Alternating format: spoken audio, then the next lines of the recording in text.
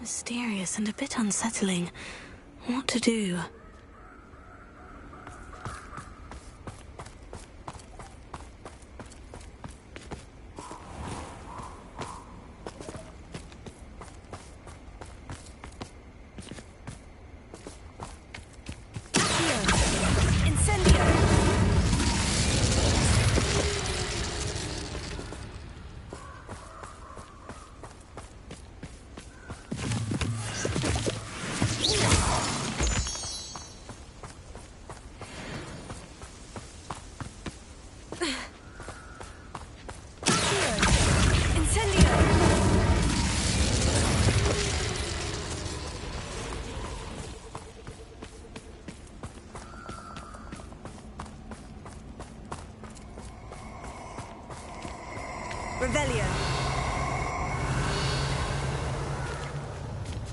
This place has seen better days. I hope you have your affairs in order.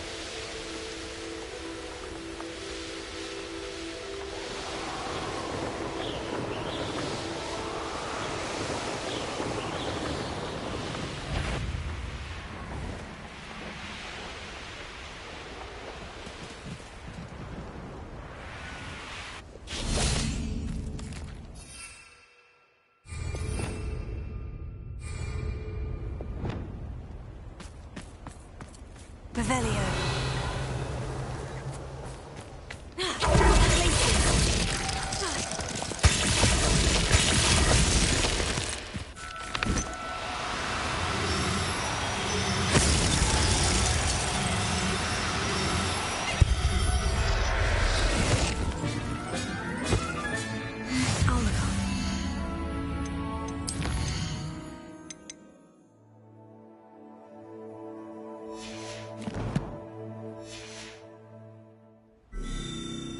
Revelio.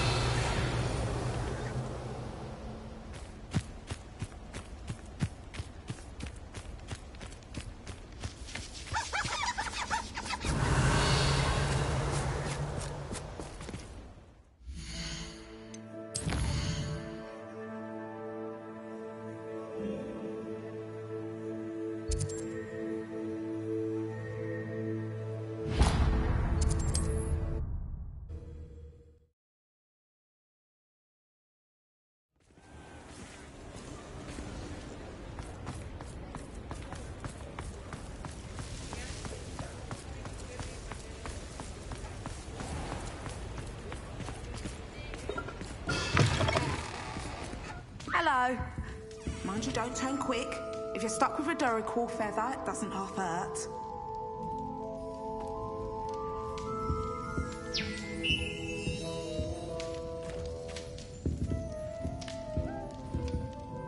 Hello. Oh, welcome to Brood and Peck. I'm Ellie Peck, and before you ask, I'm out of a Braxton hair. The lot of it was bought up by a trader in Ottery St Catchpole. Made me take it in person, they did. No care that I had to shut the shop. Apparently had a bad experience with someone shipping them hair for my Wampus cat. Must have been someone from America, no doubt, because we don't even have them here. Anyway, what are you here for? Mooncar fur? Duracell feathers? Always have trouble collecting them myself as the bird keeps disappearing. Cheeky thing. Used to carry them in the shop, Duracells, but people kept asking for their money back when they'd get home and the blasted things would be nowhere in sight.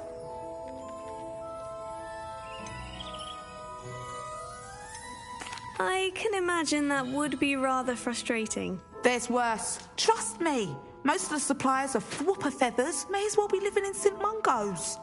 Not surprising, I suppose, the cry on those things. Oh, but such marvellous feathers. Almost worth going mad for.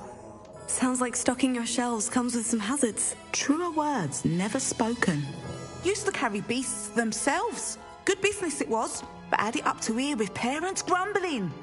Not my fault if the little ones caught a flea of an easel. Ooh, you should have heard them. No, best with byproducts. And I do like to make sure the beasts are safe and well cared for. Couldn't guarantee that with some of these prospective owners. Now, why don't you have a good look around? Stocks change all the time, and not just because they disappear. Always best to pop in whenever you can to get things before they run out. Which they used to literally do. Thank you, I will. Take all the time you need. And thank you for stopping by. A treat to have you here. What do you have for sale? Now, what sorts of beast byproducts might you be looking to acquire?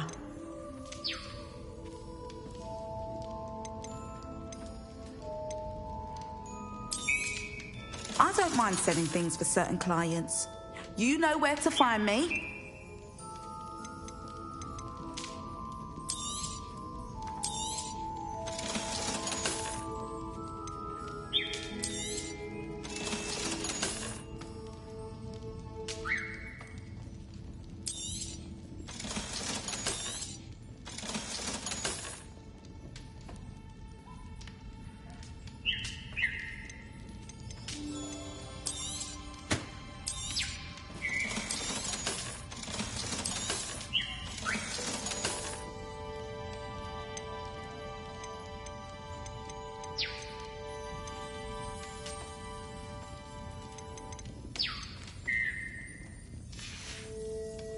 I'll not mind seeing you here again. Consider yourself welcome. Revelio.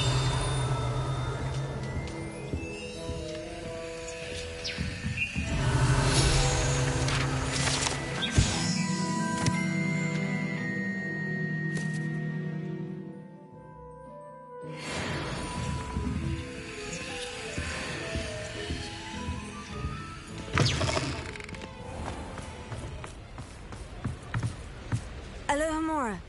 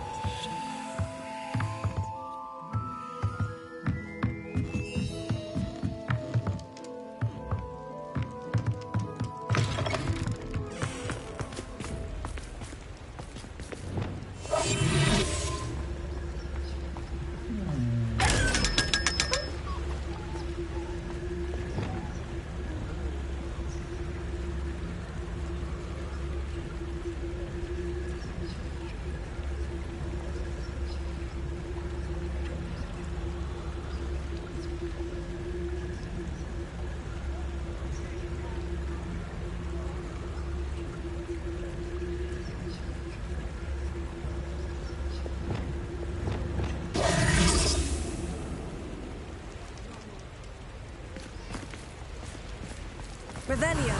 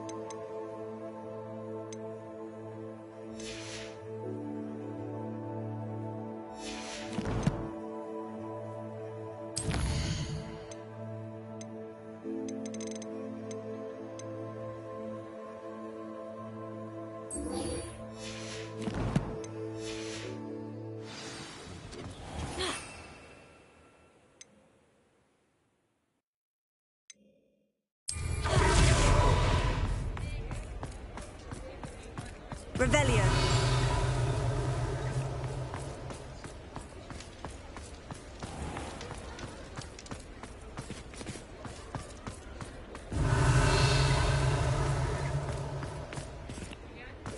I'll fix him, that charm grinder.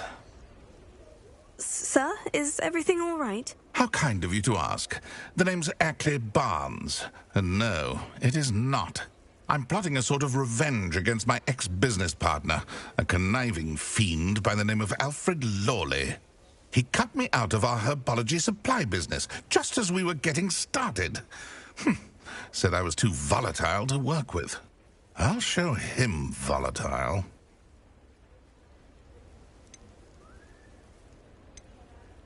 That must have been frustrating for you. Yes, it was. Terribly. I'm simply passionate about my work. Supercilious fool. He's passionate about things too, as I intend to remind him by relieving him of his prized possession. A venomous tentacula he's grown from a seedling that was to be the keystone of our business venture. I can't get anywhere near it with Ruth Singer watching me like an augury. Lawley's doing, no doubt. But no one would suspect a student. How would you feel about committing some grand plant larceny? You said Mr. Lawley was your ex-business partner. What were you working on? I had an idea to train venomous tentacula, create guard plants, if you will, that attacked when ordered. We hit a snag when one ate Lawley's Kneasel. After that, he cut me out of the business, the short-sighted fiend. Why do you need Mr. Lawley's venomous tentacula in particular? Simple. If I have it, then Lawley doesn't. Ergo, I can launch my business, and he must start all over again. I'm killing 2 snidgets with 1 stone. What else is in Mr. Lawley's cellar? All of Lawley's herbology supplies. He has quite the collection. Fill your pockets while you're there. Or to slow him down for a bit, and I can get my business going minus any competition. I'll get the venomous tentacula for you. Marvelous. I know a fellow seeker of justice when I see one. Take as many herbology supplies as you like while you're in his cellar. All I ask is that you bring me the venomous tentacula. Remember, I just need that venomous tentacula. Seems I need to find Mr. Lawley's cellar. This must be it.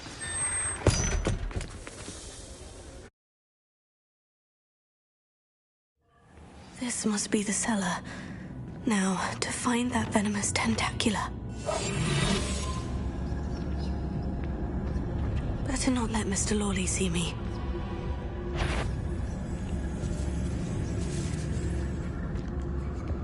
Revelio.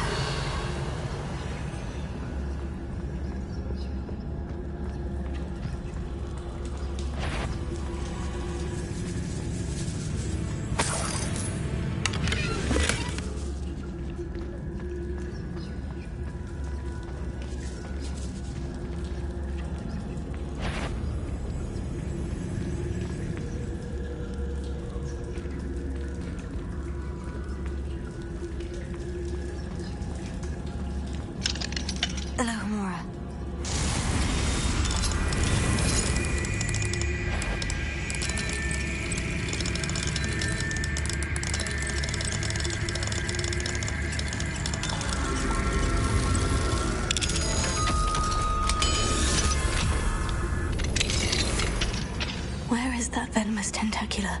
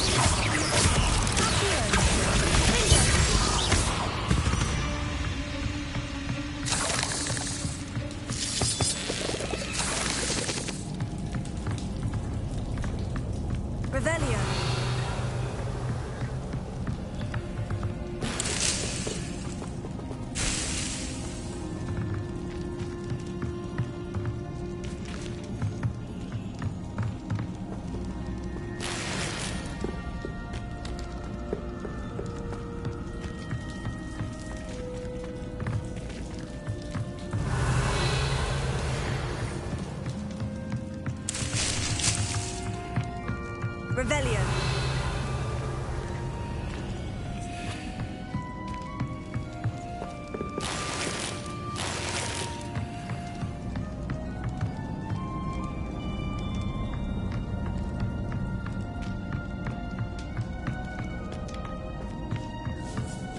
Now that I have the venomous tentacula, I should return to Mr. Barnes.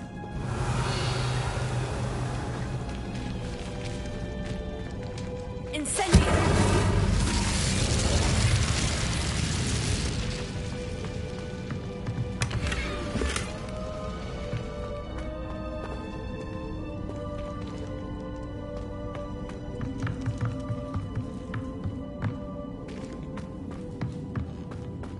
Revelio.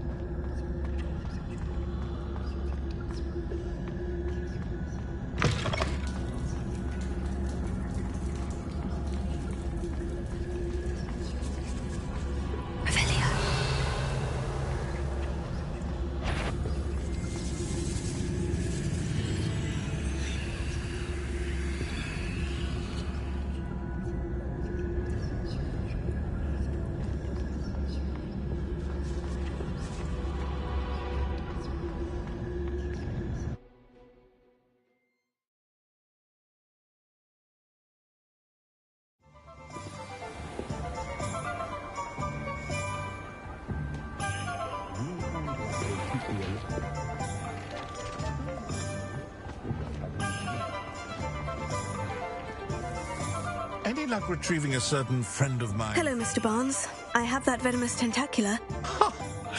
Wish I could see Lawley's face when he realizes his prized possession is gone. We'll see who's volatile now. Well done. I'll take it off your hands now. Of course. Glad to hand it over, frankly. I shall make an... ocean of galleons, and Lawley's business will be sunk. Here's a little something for your next trip to Zonko's. Oh, to see the look on Lawley's face the next time he wanders down to his cellar.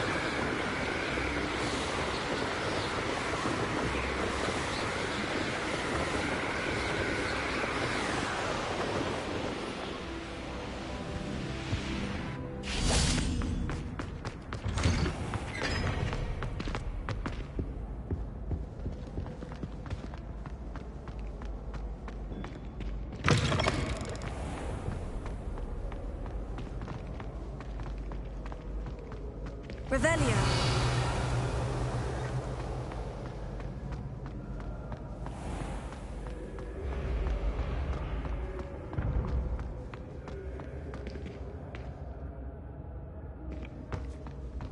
Yes, I told you. You're very clever. Clever? How offensive. Hello, Mr. Moon. Oh, greetings! Any luck removing some more of those demiguise statues? I actually have some moons for you. Oh, my mind feels lighter already knowing those statues are gone. I did promise to show you how to improve casting Alohomora once you'd brought me enough moons. With that knowledge, you'll be able to break open even stronger locks. However, we don't yet know who's behind these statues. Still plenty of the foul things lying in wait to torture me. Oh. If you bring me more moons, I'll show you how to cast the most powerful form of Alohomora known to wizard kind. At least known to me. Keep looking for those moons, You'll save my sanity and we may get to the bottom of whoever's behind all of this.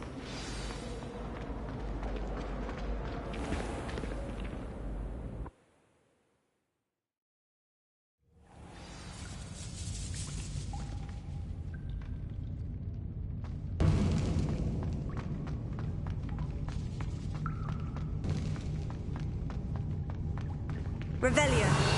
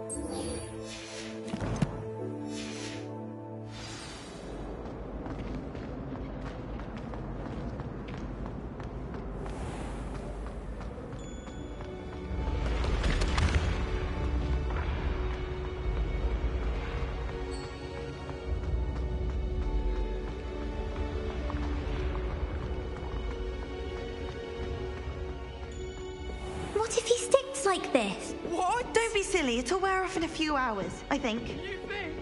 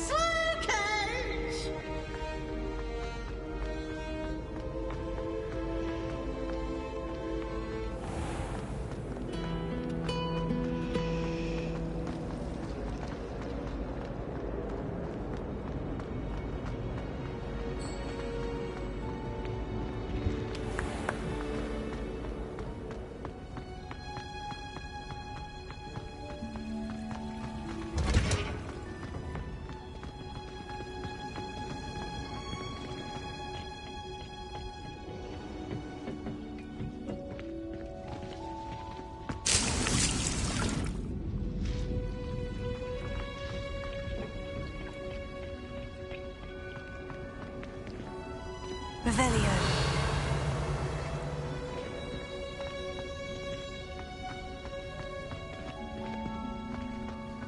Oh, it's you! Just the person I need. Samantha, is everything all right? No, it's not. It's my brother William. The one I told you about after Charms class. He's been cursed.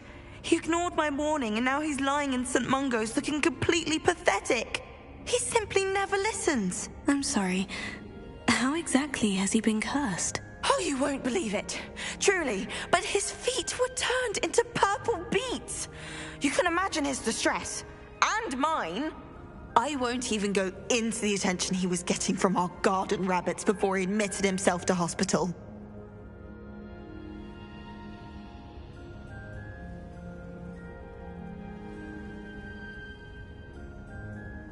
I'm so sorry. That sounds like a trying situation. I'm glad you understand. Everyone else just laughs at me as if it's a joke. No compassion at all. Well, it is an unusual situation. How did your brother end up like this? It's entirely his own fault. I told him about some research I'd done recently on our ancestor Marmaduke Dale. In particular, my discovery that Marmaduke's tomb was cursed. My brother's always making fun of my discoveries. This time, he laughed in my face. Told me I'd misinterpreted my findings. As if that were possible. And to prove his point, he went right up to the entrance of the tomb and poof! His feet transfigured into beets. How awful. I can see why you're upset. He definitely needs some help. Exactly. He may be a cape flapper, but he's still my brother. And no one deserves such a fate to last forever, especially as the result of a single brainless mistake. Now I worry that if the curse isn't reversed, it could become permanent. Can't the curse be broken? Possibly. The curse stems from a crest that was stolen from Marmaduke. If the crest were returned to its rightful place upon his sarcophagus, then I believe that William's feet may be restored. You battled trolls when they attacked Hogsmeade, escaped a dragon, and I could tell by your work and charms that you're a skilled spellcaster. Returning a crest to a sarcophagus should be almost effortless for you. So, will you help us?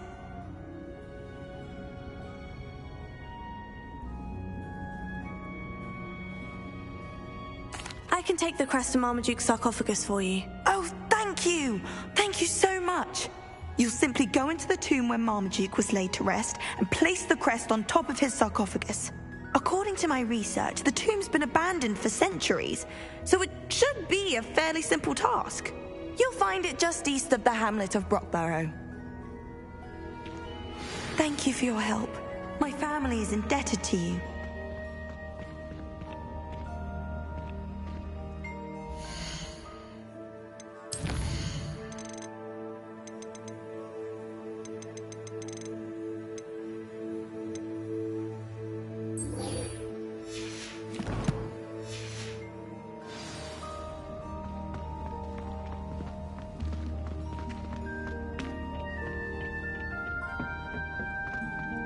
perhaps a hybrid.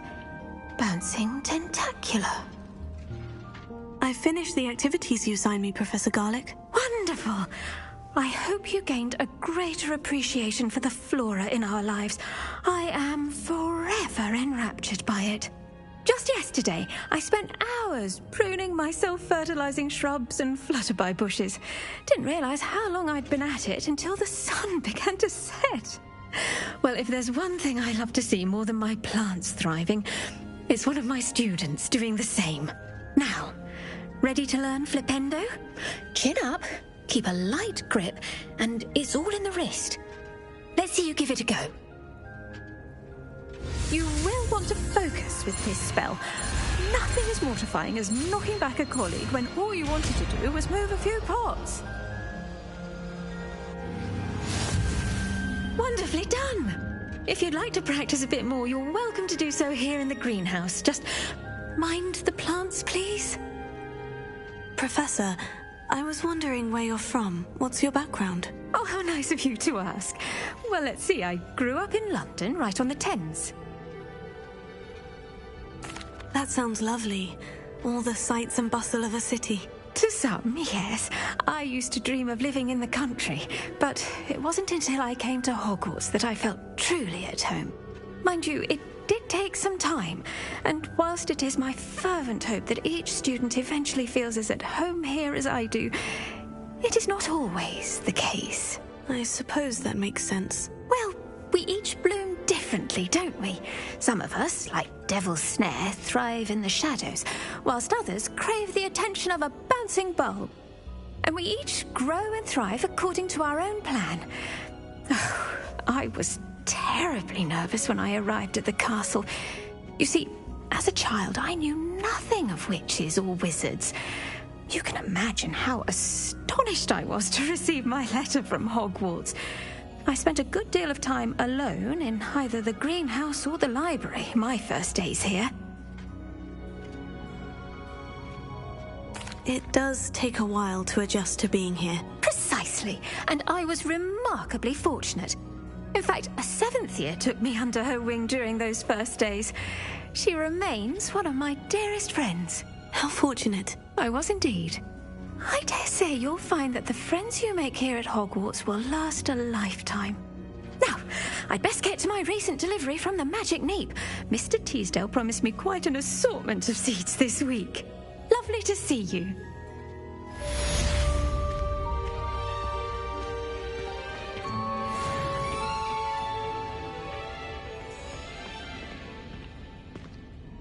What was it you needed my help with, Samantha? You were going into the tomb east of Brockborough where my ancestor was laid to rest. There, you were to place a crest upon his sarcophagus. I'm hoping that will reverse the curse that has turned my brother's feet to beads.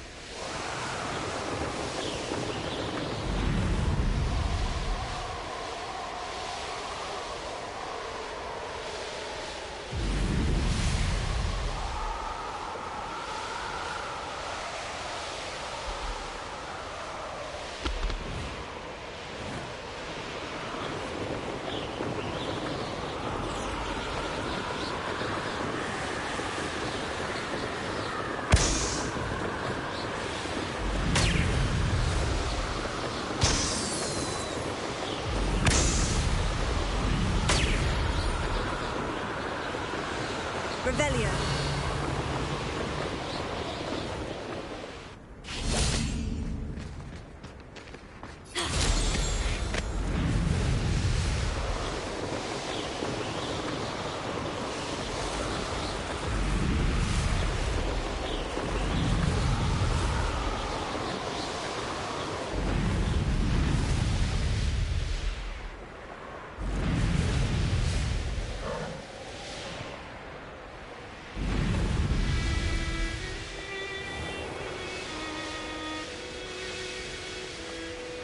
Revelio.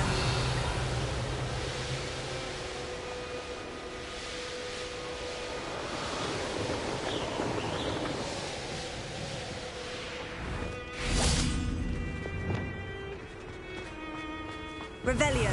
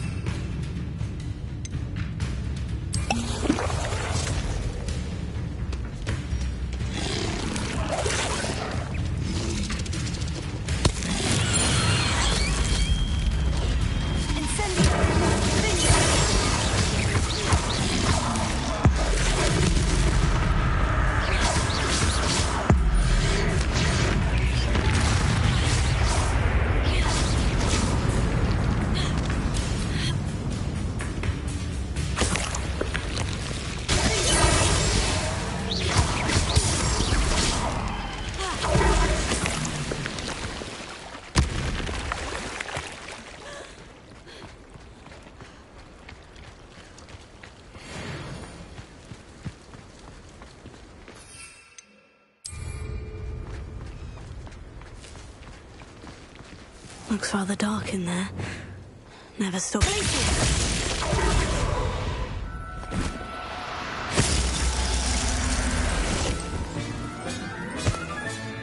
Settle yourself. I mean you no harm. Revelio.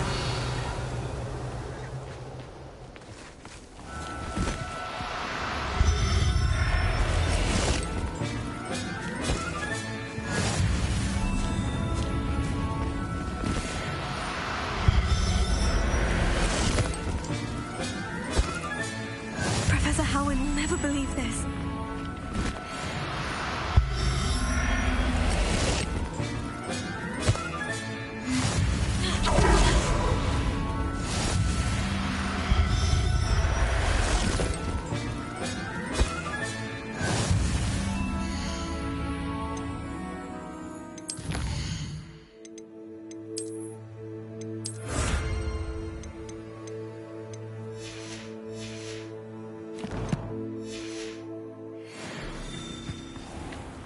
Revelio.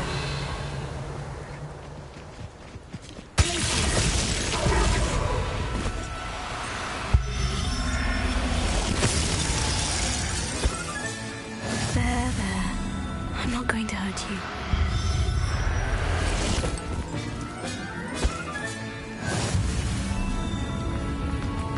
Revelio.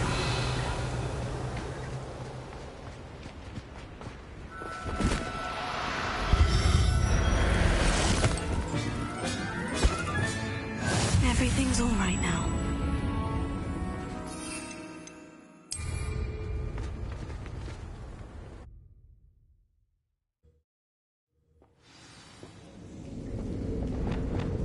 Lumos. Well, my feet didn't turn into beads. That's a good start.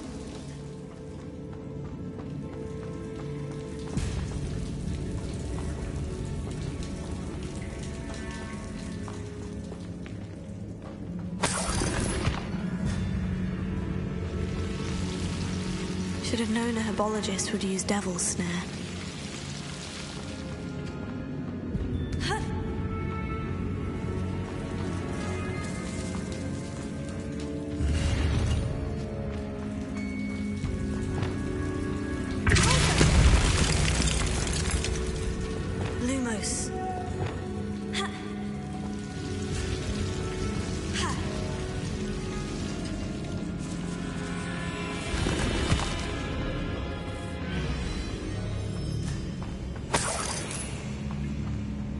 Revelio. Incendio.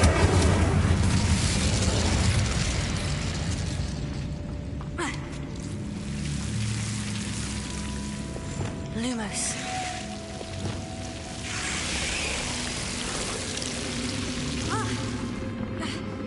A troll? You can't be serious.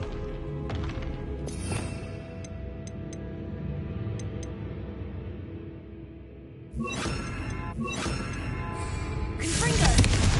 Expelliarmus.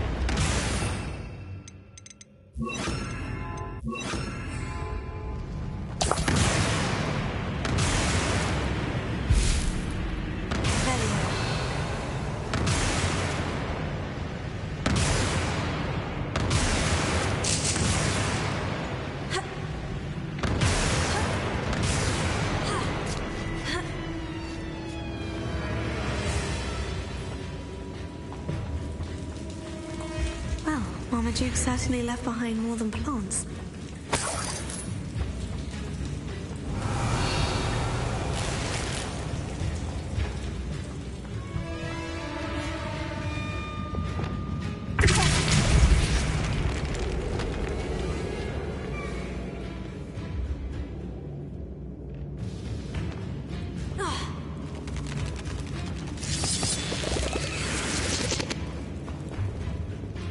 Revelio.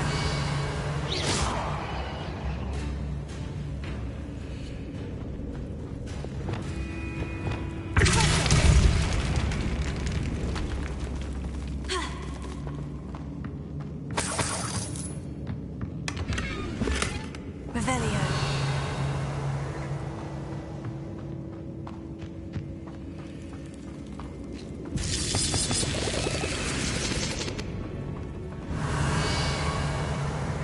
Incendio.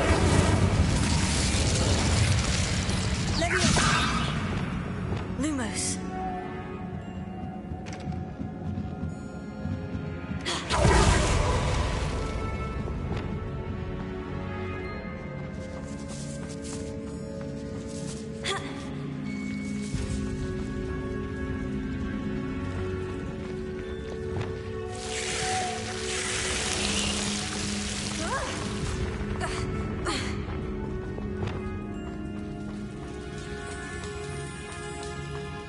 Revelio.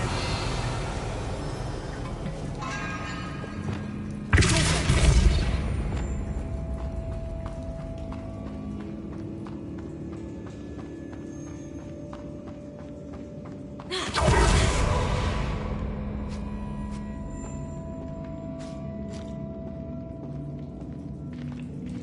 sarcophagus. This must be Marmaduke. Revelio. That should reverse the curse. Hopefully.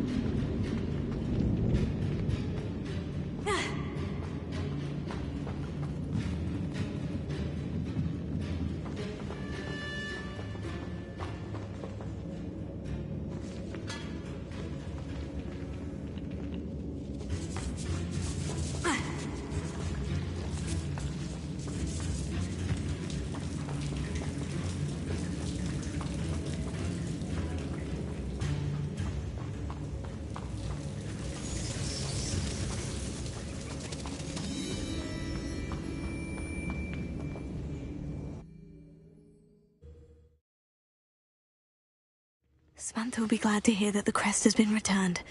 I certainly hope it reverses the curse.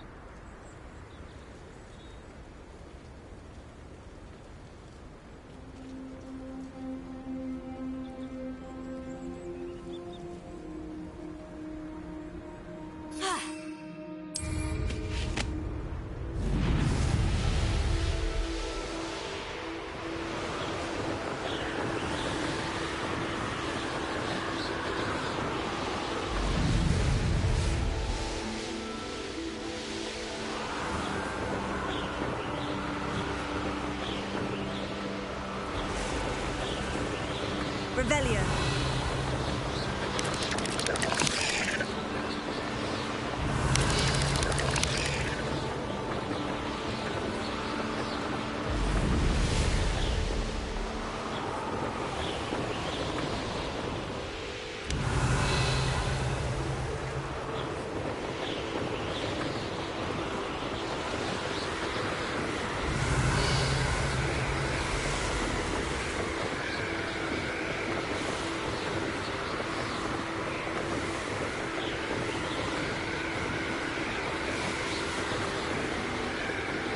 Revelio.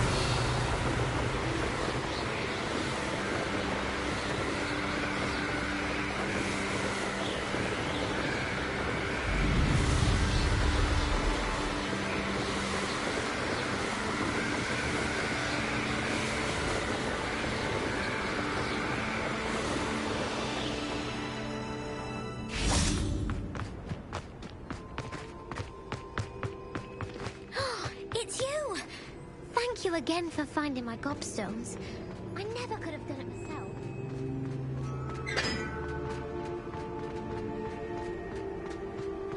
Revelio.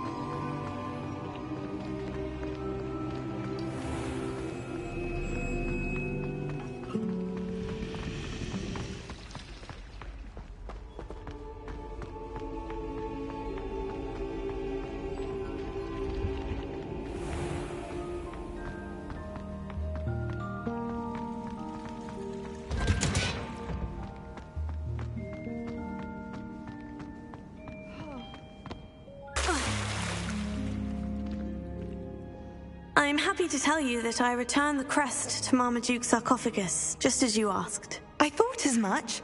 I received word from St. Mungo's that my brother's feet are back to normal.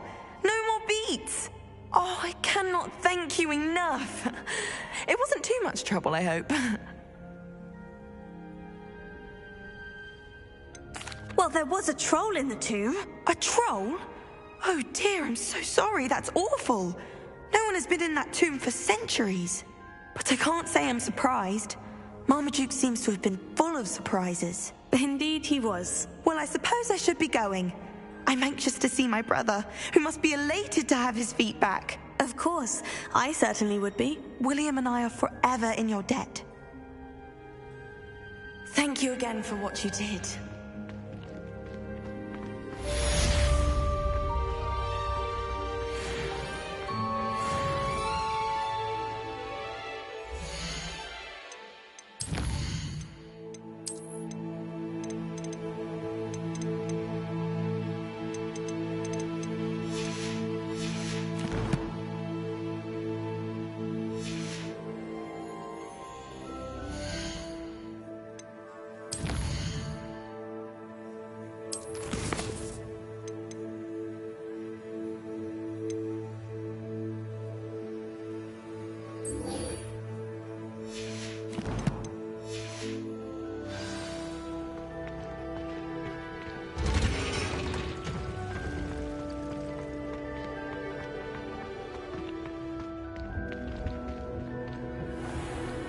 Revelio.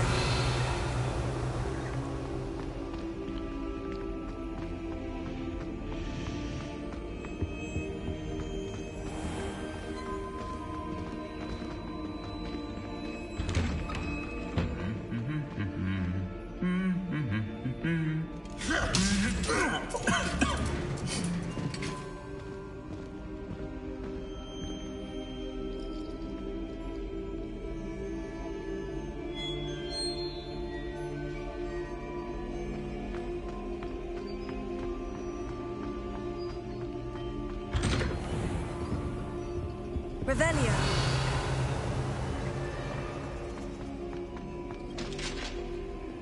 Alohomora.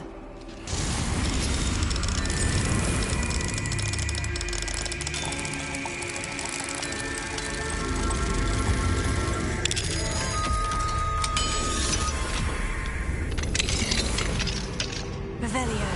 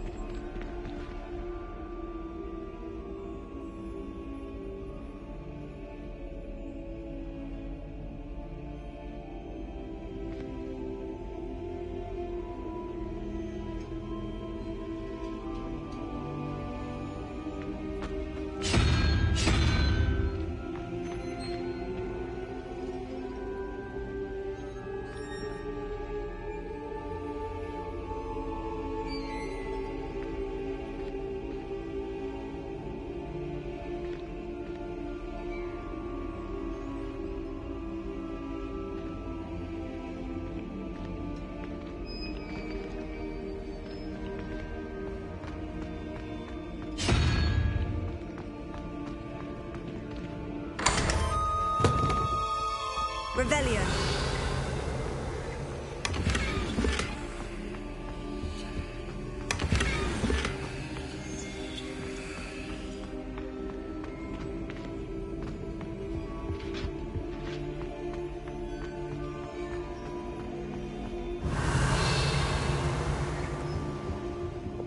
Lumos.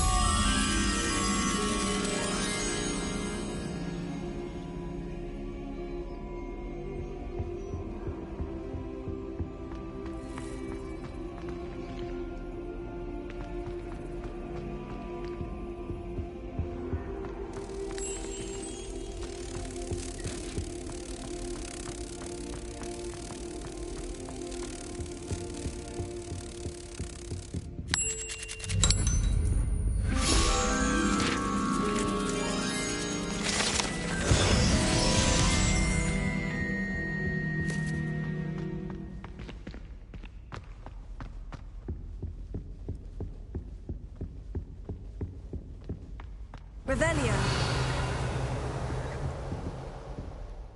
Alohomora.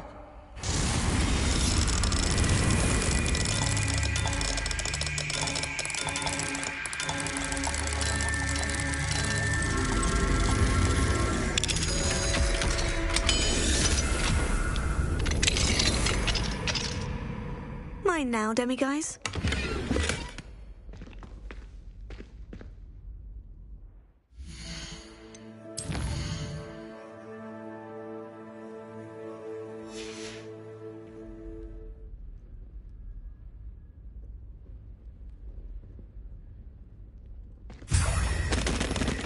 Revelio.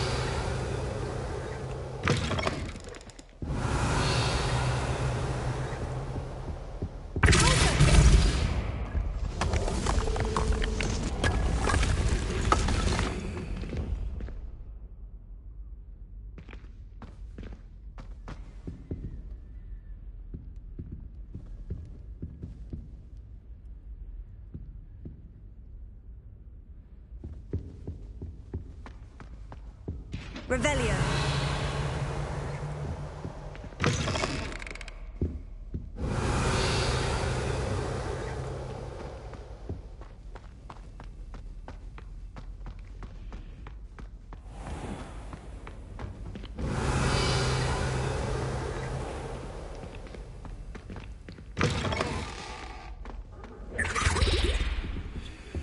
Now, was it 2 pinches of Angelica or 3?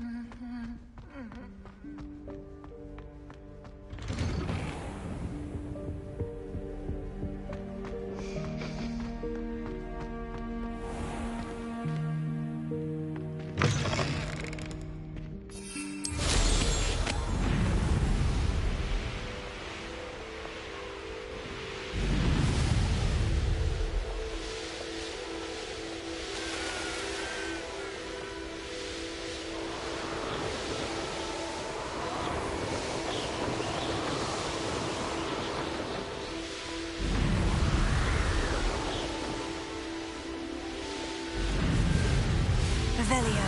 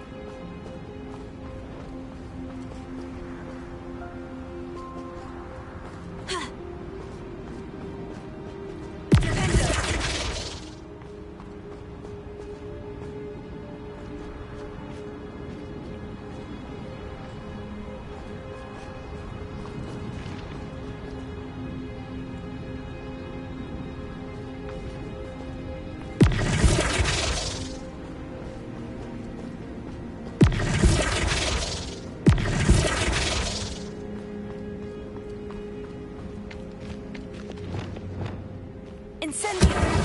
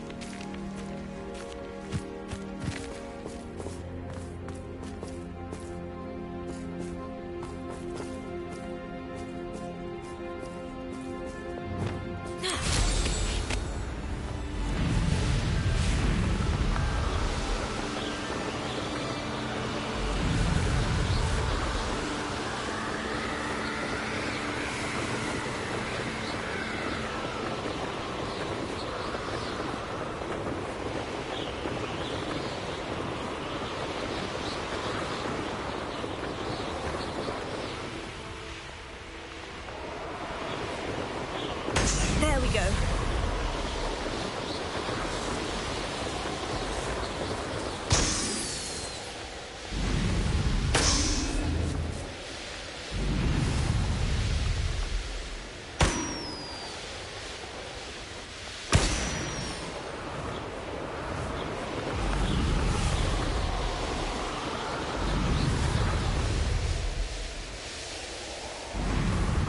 Revelio.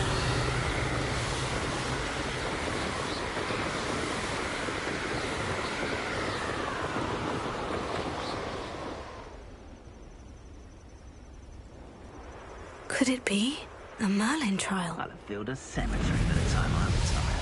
So hurrah, me lady!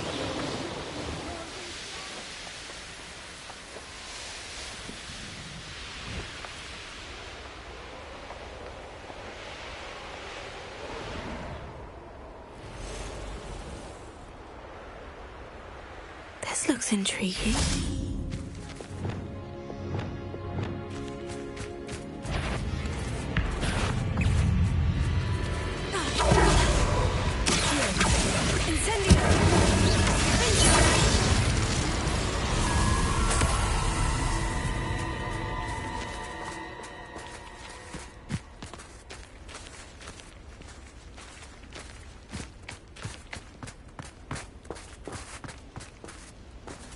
Revelio.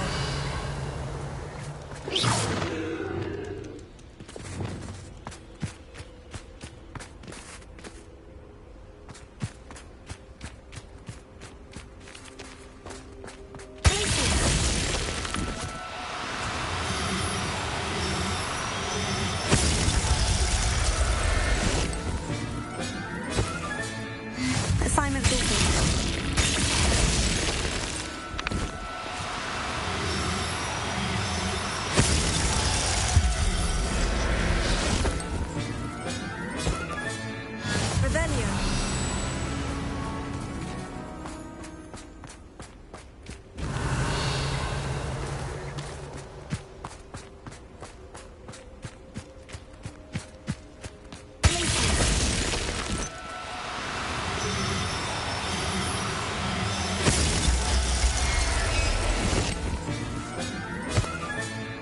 I'll look after Revelio.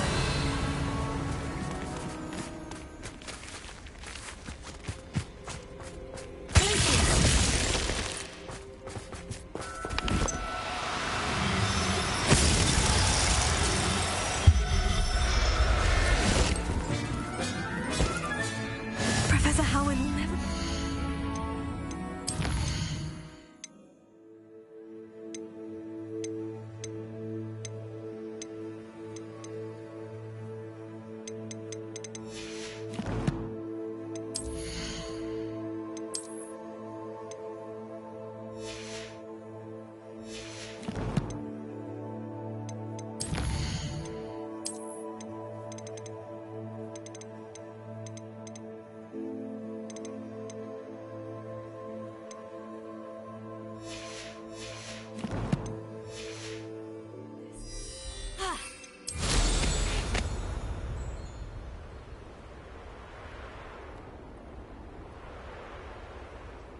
Revelio.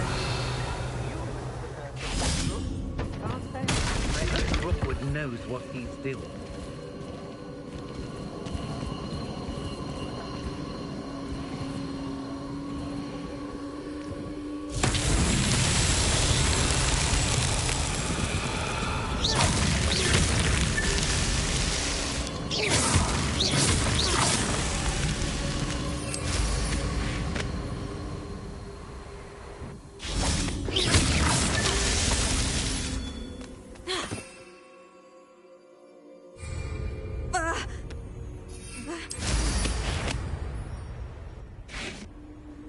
Abandoned long Revelio.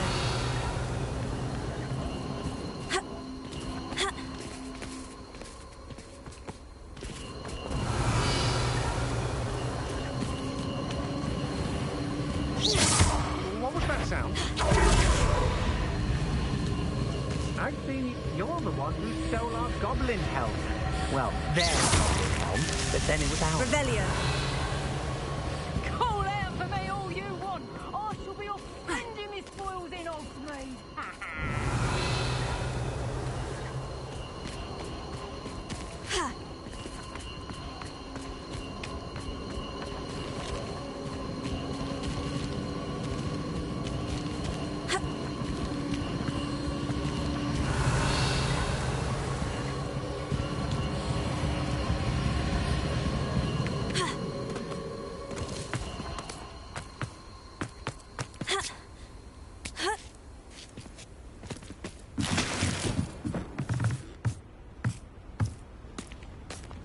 Revelio.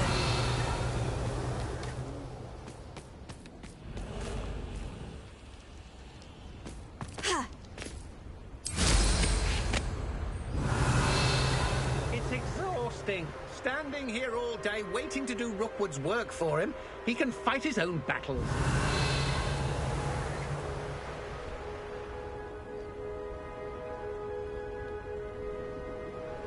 Plenty of spoils in Cambridge. Never disappoints. Revelio.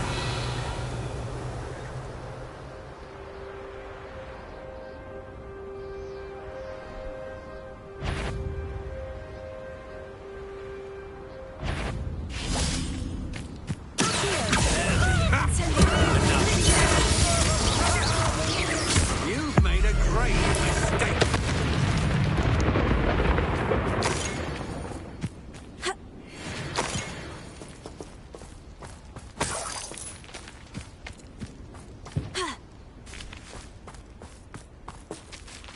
Revelio.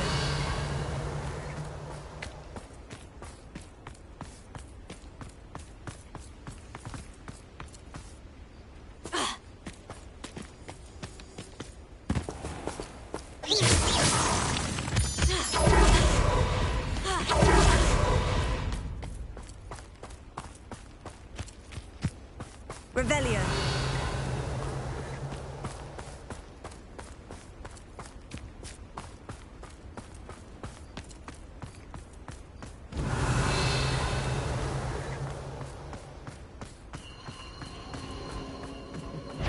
Lower Hogsfield needs some stocks after our lift. Loud as a troll you are.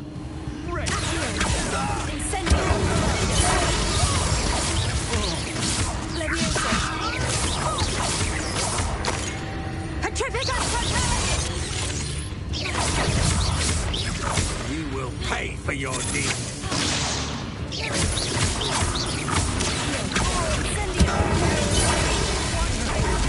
Let's see what you make of my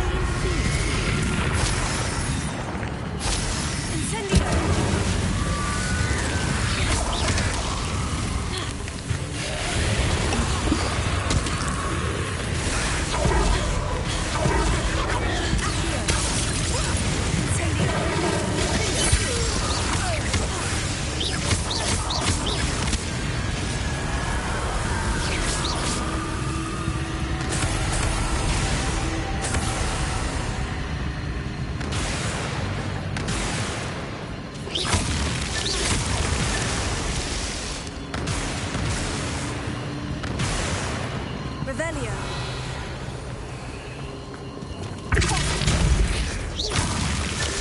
so tricky after all, Merlin.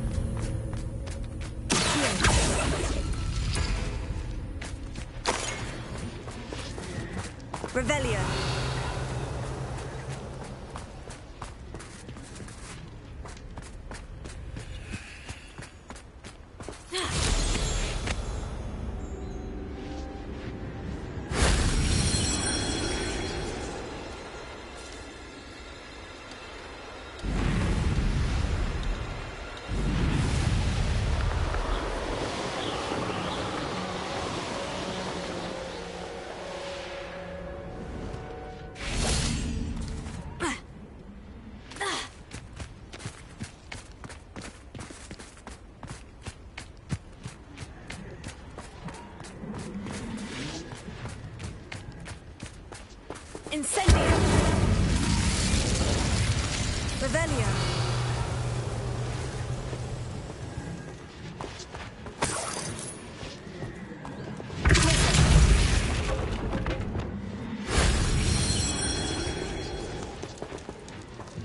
Revelio.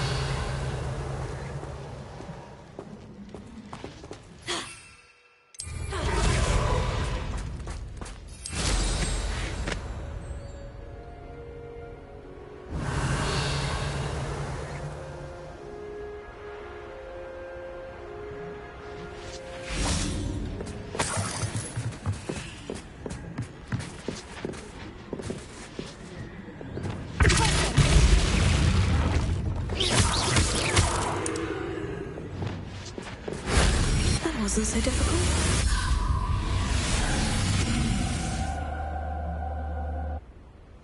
Revelio.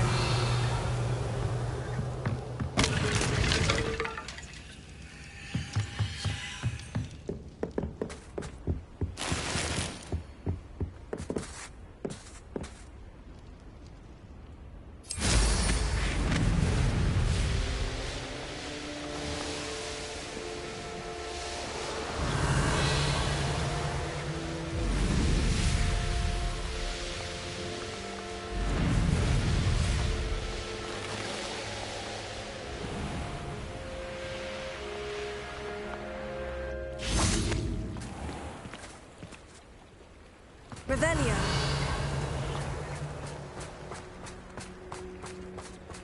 Again for delivering those potions. Hopefully Pippin's quality will meet mine and my client's expectations.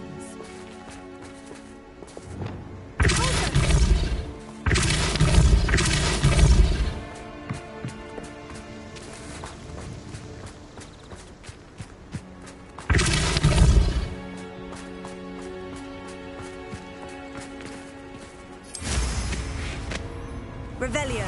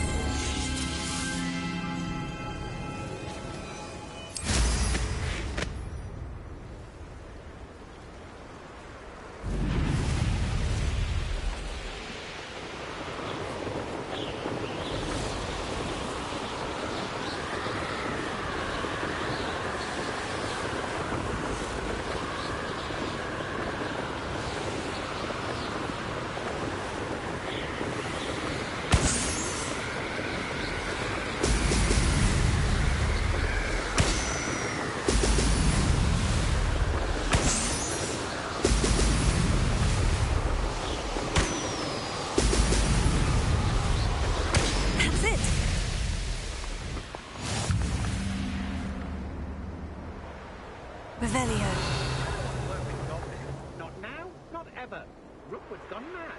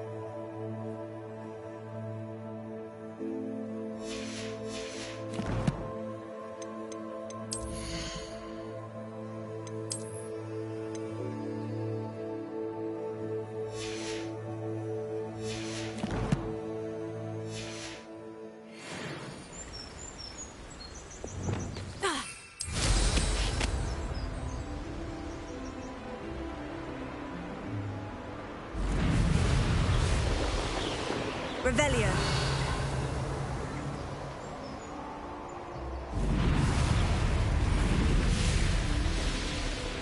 Let's see what's up your sleeve this time, Merlin.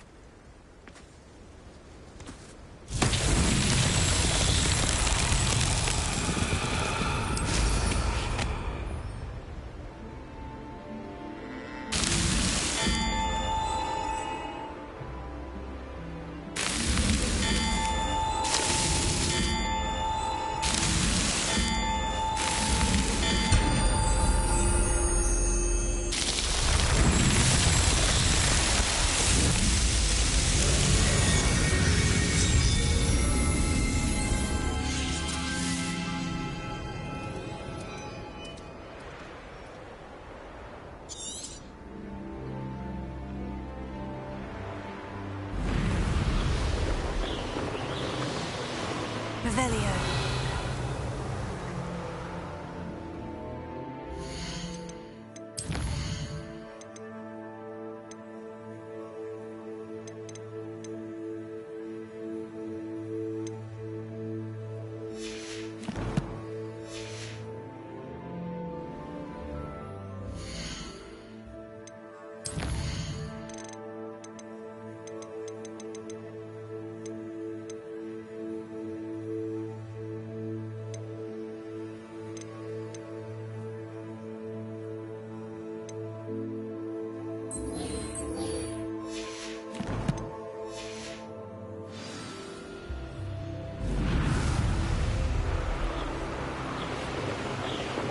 Revelio.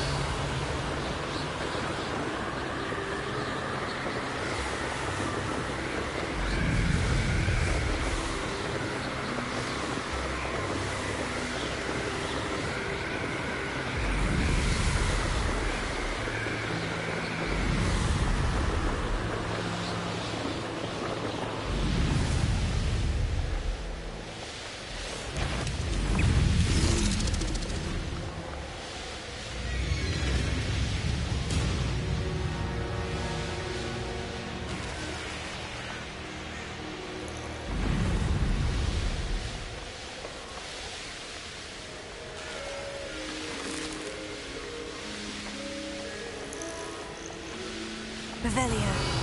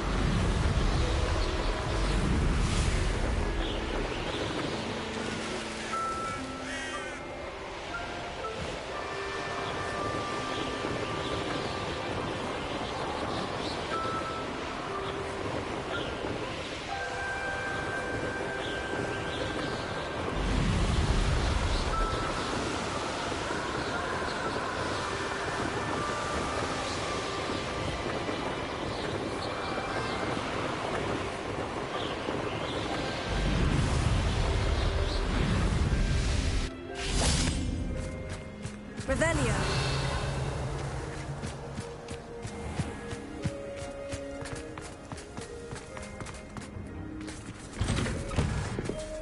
Welcome back. Have you finished your assignments? Reporting back, Professor. Assignment's all finished. Well done. Shows good discipline. Wisdom is a golden snitch, as they say, and you're proving a skilled seeker in that regard. Let us practice a restore momentum. A charm, incidentally, created to stop quaffles from plummeting straight to the ground during a Quidditch match. Precise, deliberate movements.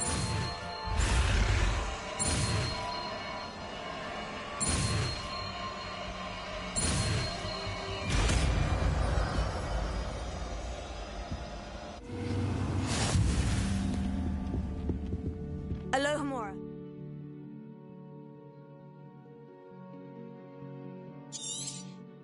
Very good.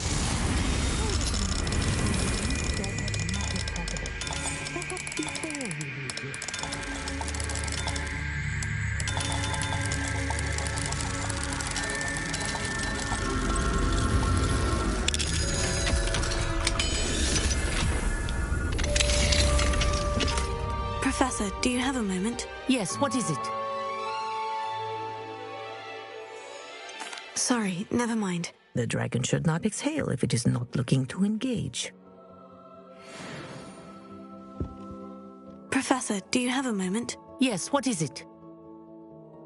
In class, I heard you mention the Toyohashi Quidditch team. I did. The Toyohashi Tengu are from Japan. Dominant, known for their rigorous training. They practice near the Mahutokoro School of Magic, often battling both tempestuous seas and violent storms, in addition to each other. Tournament play is almost always easier for the Tengu than their training sessions. I take it you're a fan. Fan? I was being groomed to play on their team. And I would have been a Tengu, if not for a bit of bad luck. I know that feeling. Some things are simply out of our control. And some things are in it. I should have known better. I made my own luck. I was betrayed by someone I trusted. Myself. I did not see clearly, and I paid a dear price. My best friend Asuka and I were being groomed to play on the team together. I as keeper, and she as chaser. She was breathtaking. She once corkscrewed through 3 players and scored before they even turned their heads. But as tryouts for the Tengu got closer, she panicked. I did not realize the extent of her panic until it was too late. She wanted so desperately for both of us to play together that she had slipped Felix Felicis into our tea before we were to show them our skills. Liquid luck? That's illegal, isn't it? It is indeed. I knew within minutes that something was different. I had never played so well.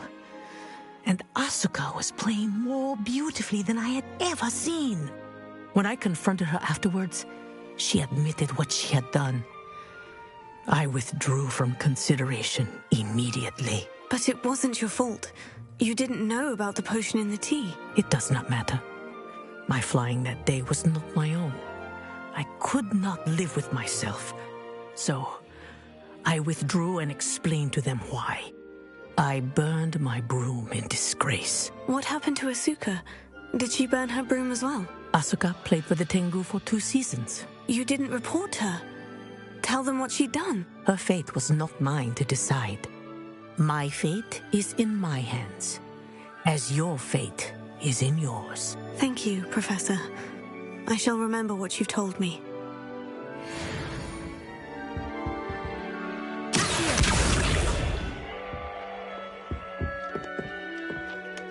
Revelio.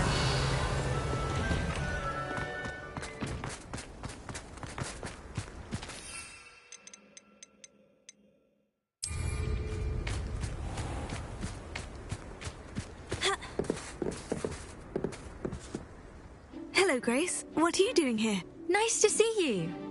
Thank you again for your help at the lake. I've become quite good at Summoner's Court, and I'm waiting for my next opponent. I suppose that's you.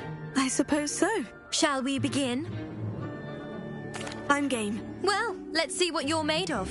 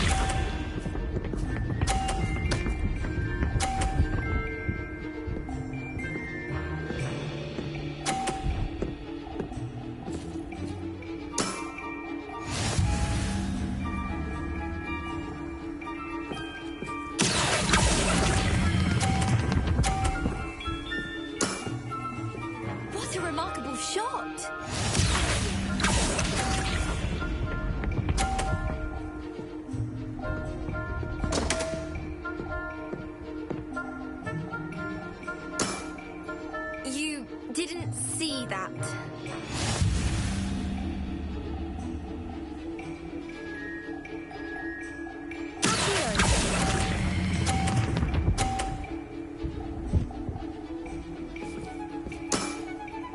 Well, it appears I've been bested.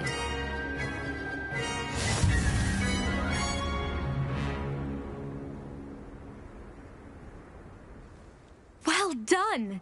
Diving, Summoner's Court. Seems there's nothing you can't do.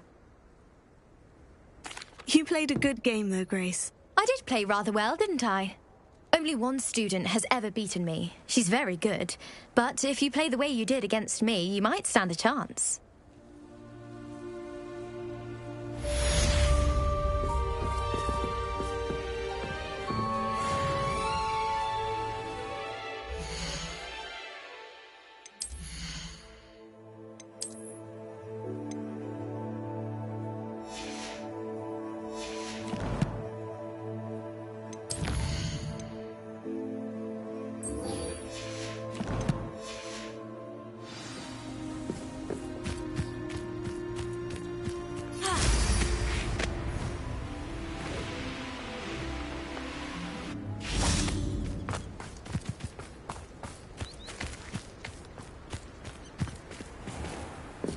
Alohomora.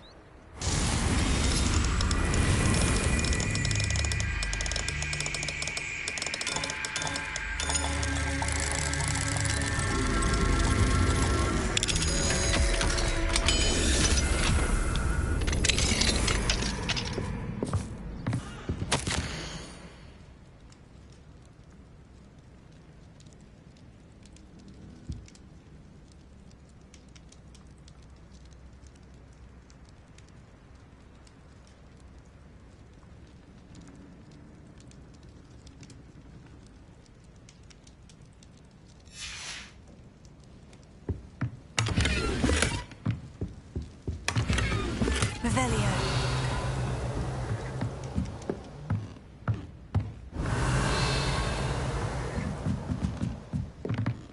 What do we have here? A demiguise.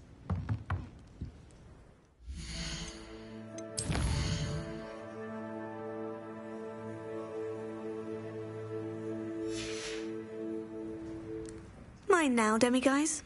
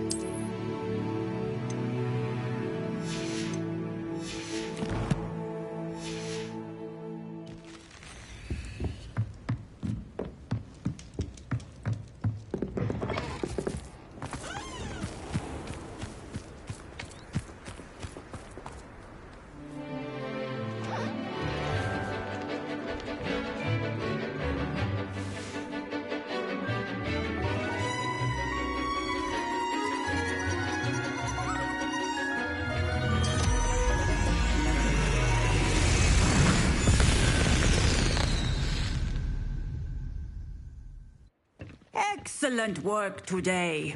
Class dismissed. I take it you're ready to learn. I completed your assignment, Professor. I'm ready to learn Bombarda now. Good. Now, this spell comes with a caveat. It should only be used when necessary. The exploding charm, as you might suspect, can hurt people. Use caution when casting it.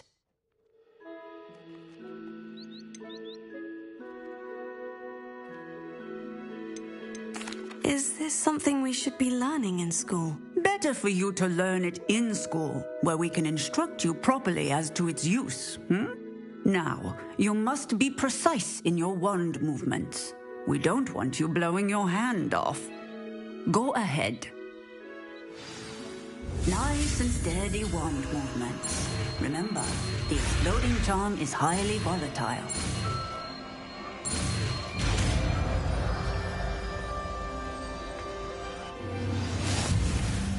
Well done. Now, let us put it into practice, shall we? Go ahead and try it on the pump.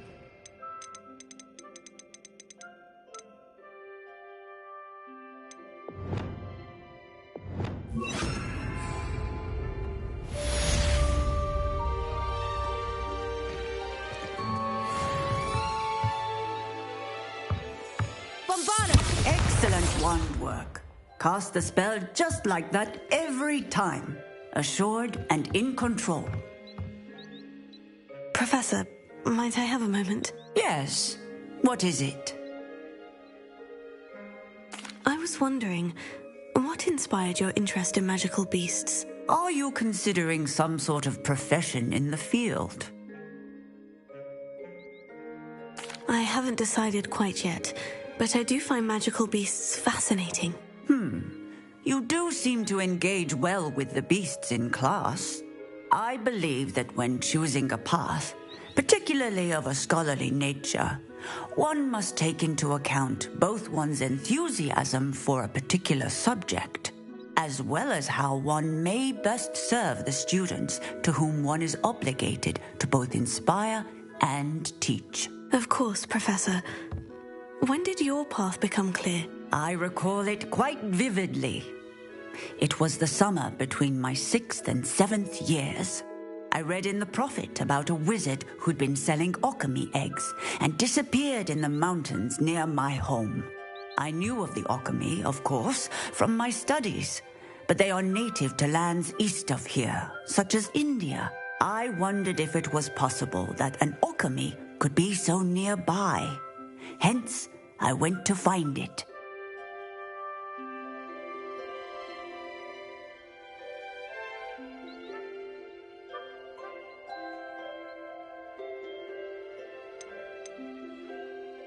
Seems quite a challenge, finding an alchemy in the mountains. It was.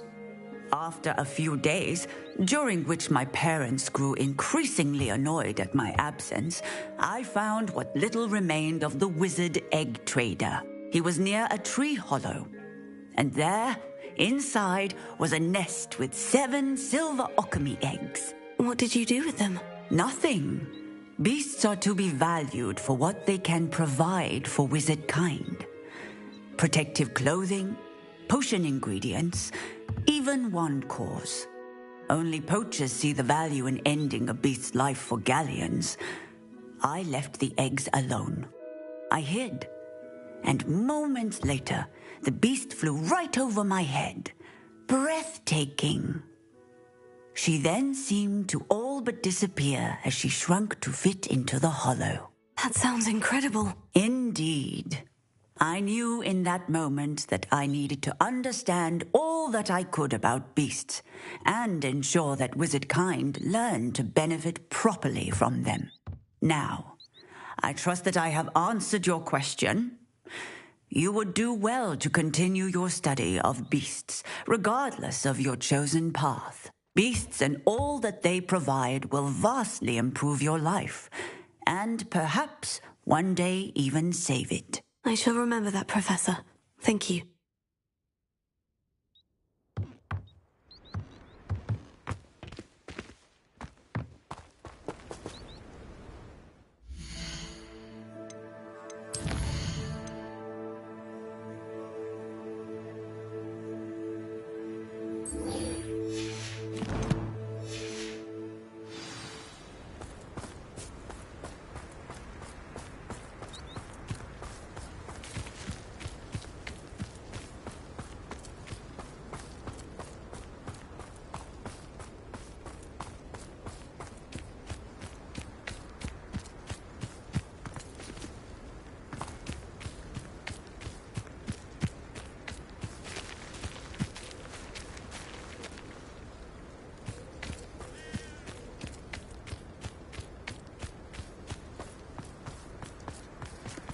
Revelio.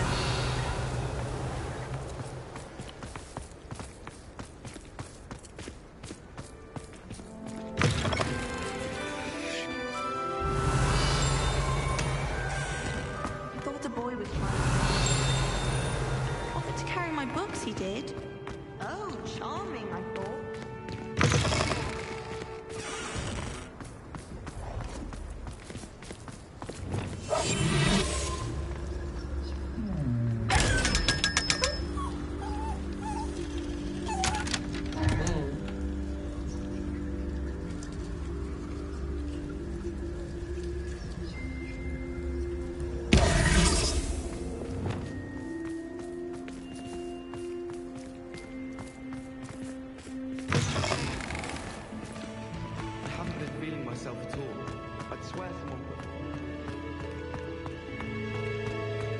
Revelio.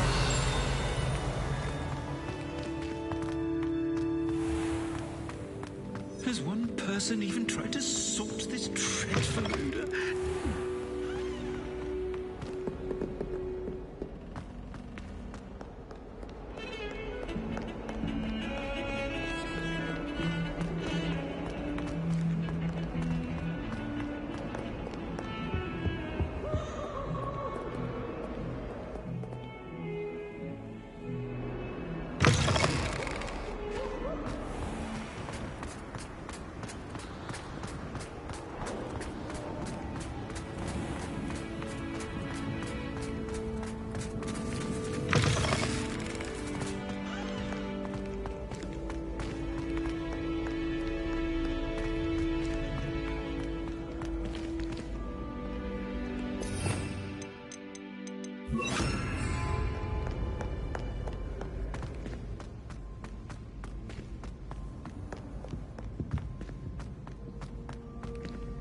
So frustrating.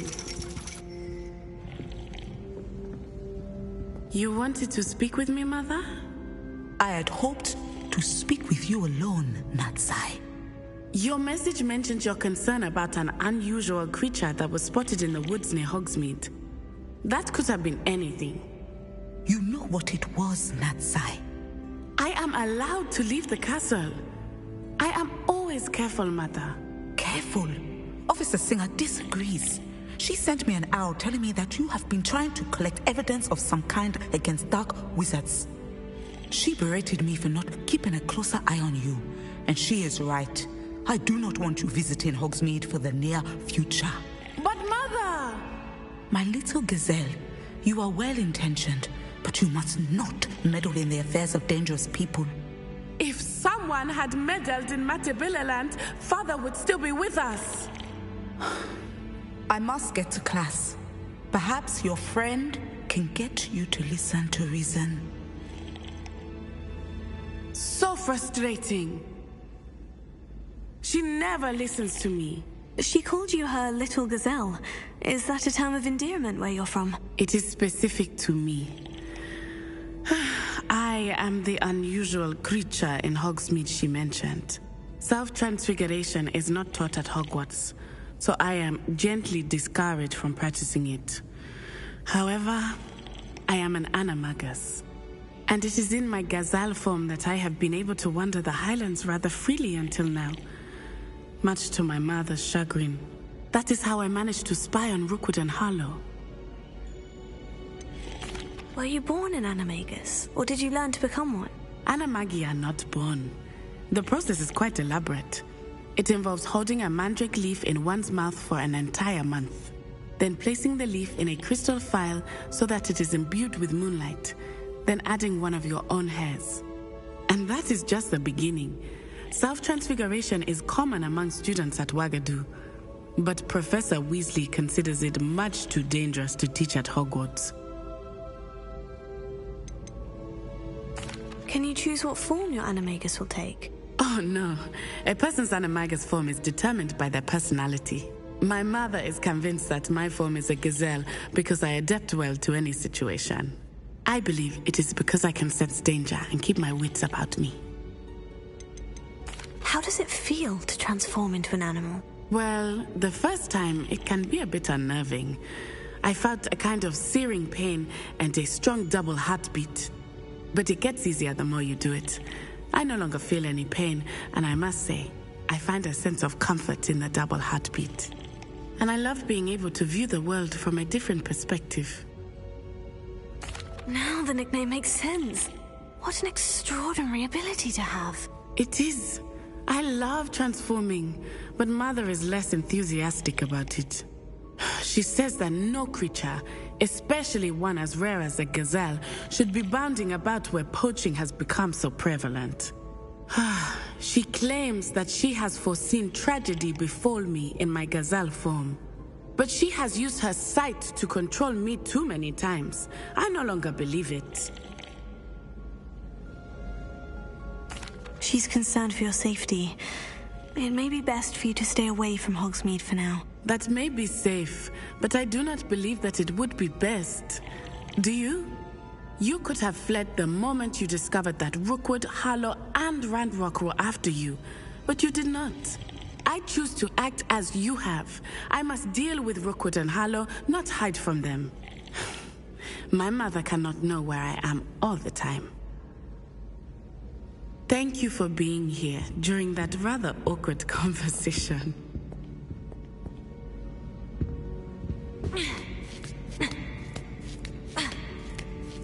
Ironically, I didn't see ahead of time how bored I'd be in divination class. Revelio!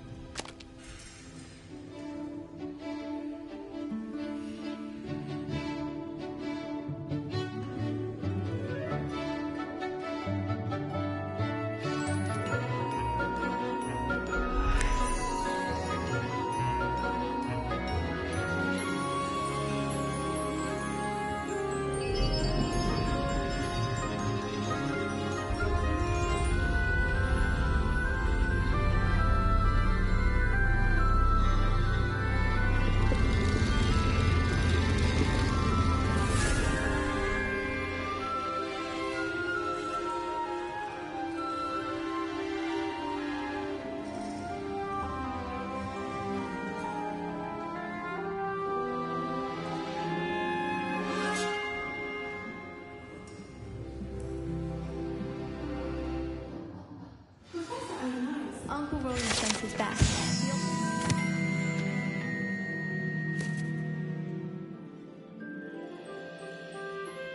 You and his owls. Revelio. What do we have here? A demiguise. I hope those assignments were challenging enough for you. I've completed all of my tasks, Professor Onai. Very well done. Although I must admit, I did have something of a premonition that you would follow through. Now, as you have no doubt sharpened your perception by completing my assignment, I am curious, based upon the knowledge that one's present and even one's past may reveal traces of what is to come. What do you see in your own future? I honestly don't know, Professor. At times, the future is murky to us all. As with rippling water, one must wait for things to settle before the reflection becomes clear. But this talk of tomorrow should not divert us from your present success. I shall inform our good deputy headmistress of your exemplary performance. And if that performance is any omen of what your future may hold, then I, for one, see great things. Channel your magic towards your targets.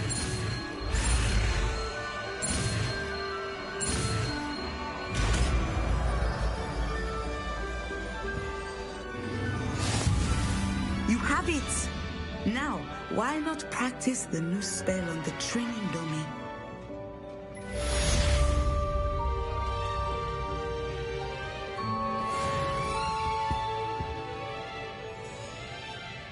Professor, do you have a moment? I do.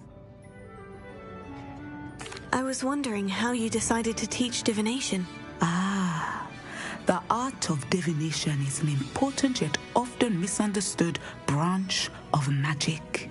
Those of us who possess the sight are rare, and, as is often the case with the unique among us, we can frequently be misread, even feared. When I was granted the opportunity to teach others about my gift and the good it can do, I was most grateful. I see. Natty told me that you and she moved here from Uganda, where she had attended Wagadu. Yes, Natsai and I both loved Uganda and Wagadu, but we are happily settled here now. I had foreseen such a change, but did not know the details until it occurred. I was glad of the outcome. You would be wise to remember that the consequences of our actions are complex. And so, divining what is to come is not as simple as gazing into a crystal ball or studying the bottom of a teacup.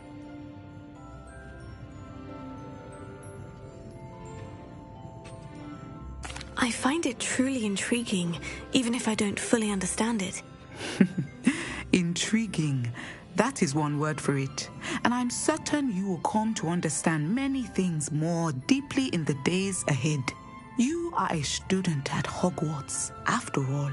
It cannot have escaped you that we in the wizarding world are forever navigating the seemingly inexplicable. Of course, Professor. Now, I know that we both have places to be. Not because I have the sight, mind you, but because I am a professor and you are a student. I have enjoyed our conversation.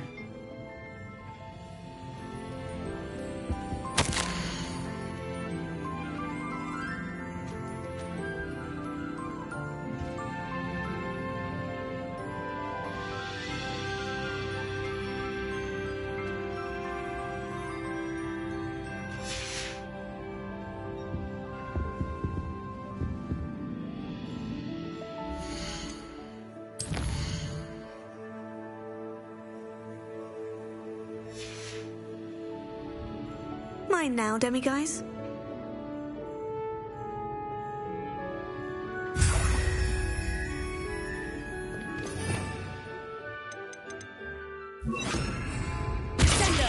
Excellent. I think you have it. Revelio.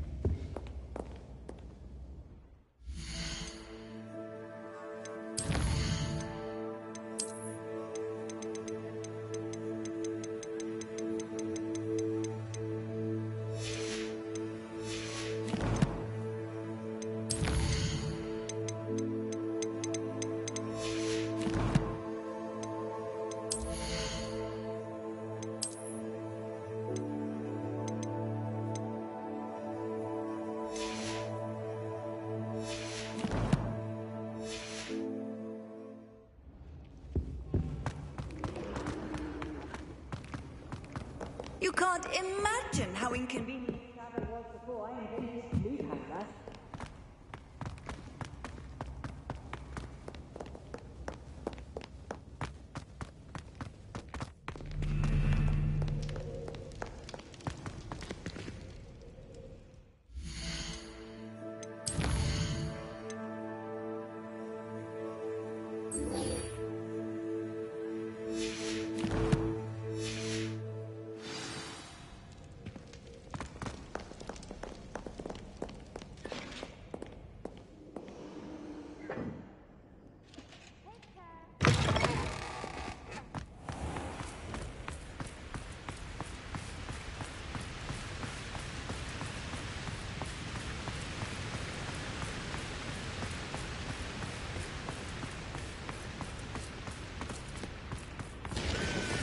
Revelio.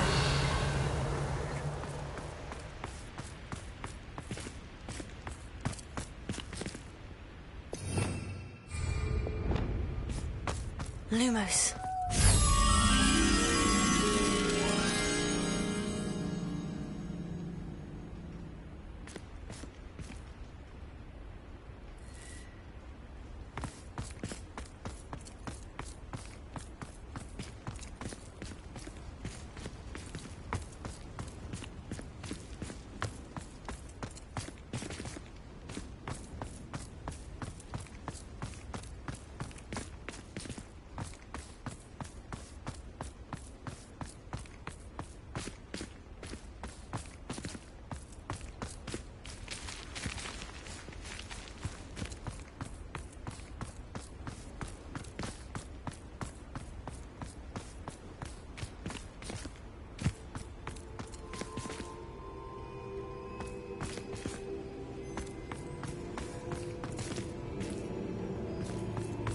Lumos.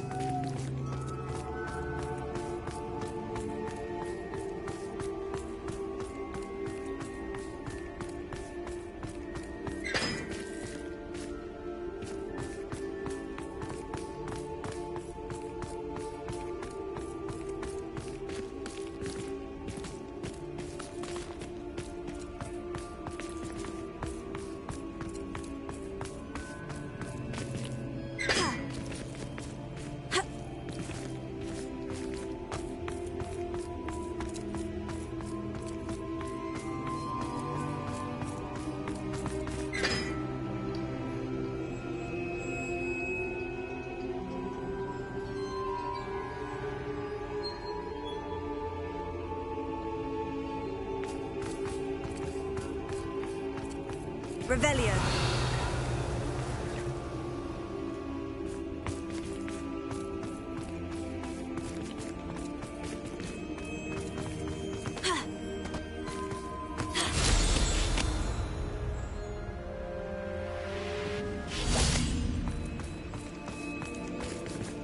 Lumos.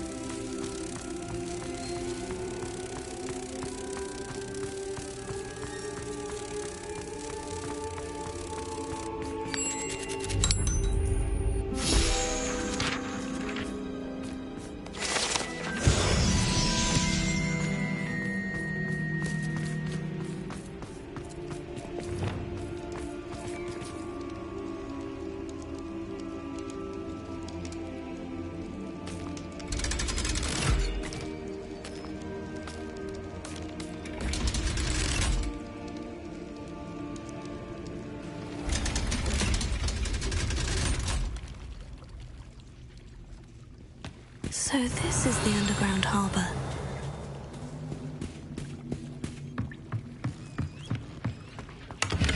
Revelio.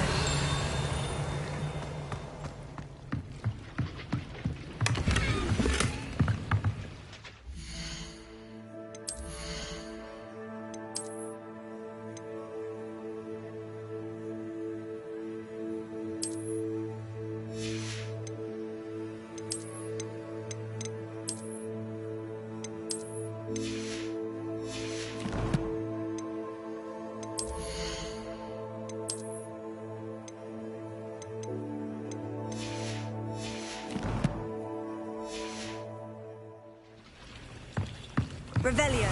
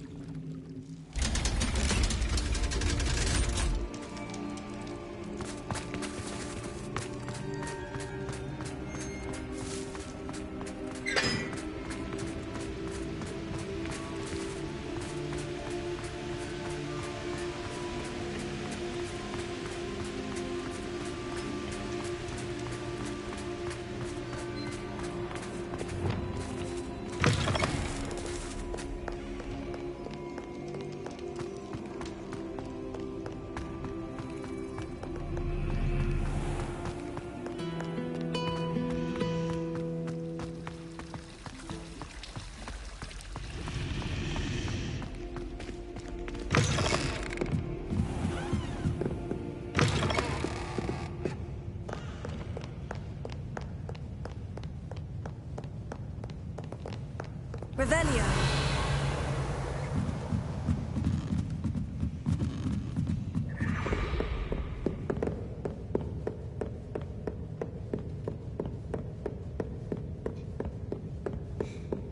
The book Professor Weasley asked me to find should be around here somewhere. Looking for the book Intermediate Transfiguration. Professor Weasley asked me to, get something from that book. May I have it? Did she now? I'll give you this book if you humour me by answering a few questions from my quiz. Quiz? Some people call bits of knowledge trivia. I would argue that no knowledge is trivial. Hence, I have created a small quiz, just for fun, focusing mainly on the lore of the wizarding world. None of the other students will try it, no matter how many times I ask. They all say they have enough with schoolwork. They don't value knowledge the way I do. Surely you're interested. I'll even start you off with a few of my easiest questions. A quiz sounds like fun. Splendid! Just a few questions, and then I'll hand over this book. Let us begin. Before the invention of the golden snitch, which magical creature was used in a game of Quidditch?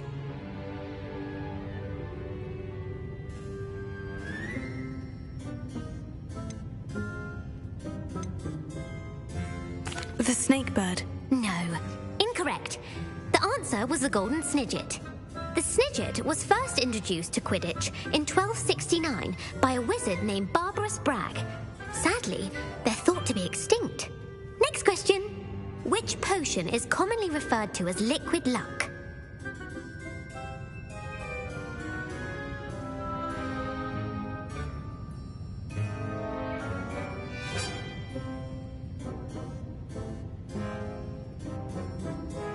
Felix Felicis. Well done. Since it makes the drinker temporarily lucky, Felix Felicis is a banned substance in all organised competitions. The tale of the three brothers involves which magical artifacts?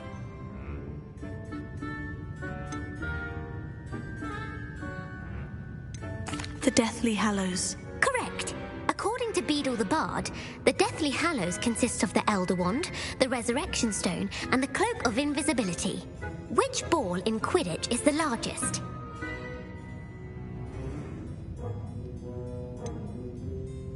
The Bludger. I'm sorry, but the correct answer was the Quaffle.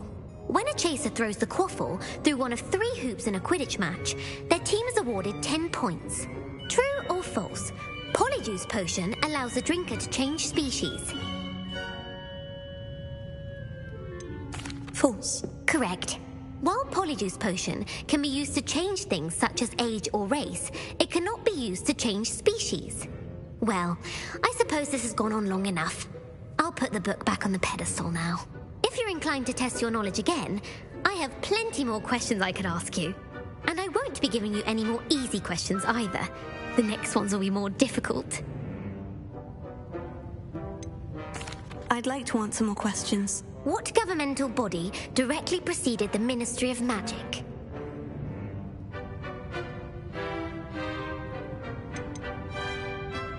The Order of Merlin. No, that's incorrect.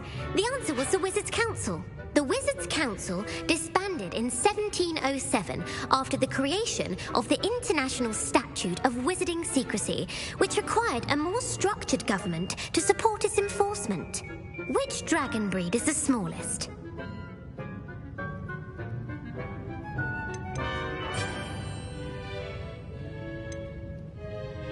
The Antipodean Opale. No, I'm sorry, but the answer was the Peruvian Vipertooth. Though the Vipertooth is the smallest breed, averaging at around 15 feet in length, it is also the fastest breed and feared for its venomous fangs. Who founded the village of Hogsmeade?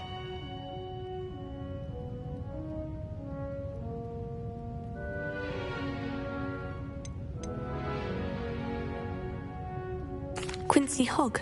No, the answer was Hengist of Woodcroft. It is believed that Hengist used the Three Broomsticks Inn as his home. The Hide Behind was accidentally created by crossbreeding a ghoul with what other magical creature? A rune's paw. That's incorrect. The answer was a demiguise.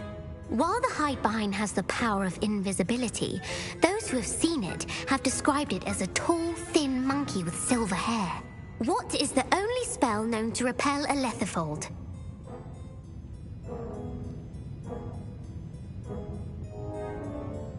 The Knockback Jinx. Actually, the answer was the Patronus Charm. The only known survivor of a Lethifold attack was a wizard named Flavius Belby, who was on holiday in Papua New Guinea at the time. Who published the law of elemental transfiguration?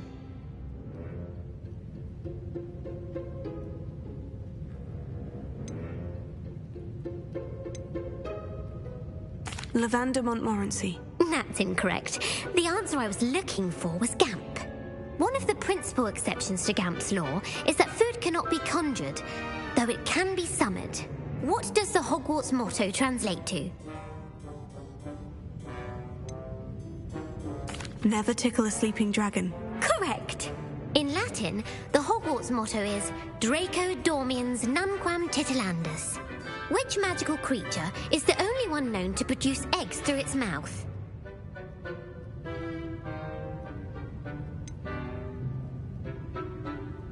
The Ashwinder.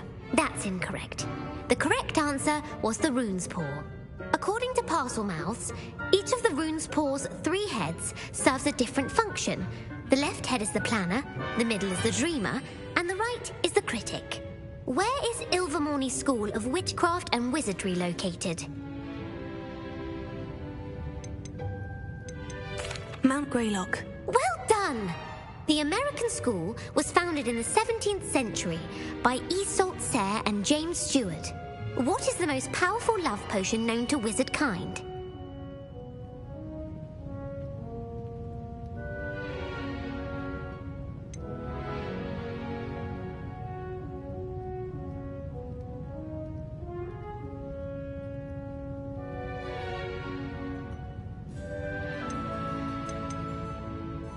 Elixir to induce euphoria. Incorrect. The answer was Amotentia. Amotentia smells differently to every person, according to what they find attractive, such as dusty book covers or... Are you interested in continuing on to the next round? They're my most difficult questions.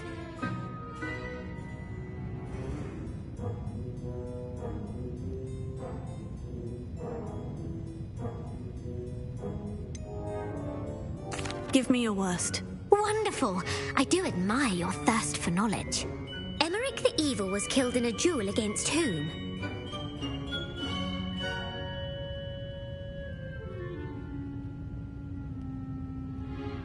Sir Agravain. Incorrect. The answer was Egbert the Egregious. Emmerich gained notoriety for terrorizing villages in the south of England during the Middle Ages, when he was the master of the Elder Wand. If a chaser keeps their hand on the quaffle as it goes through the goal, what foul are they committing?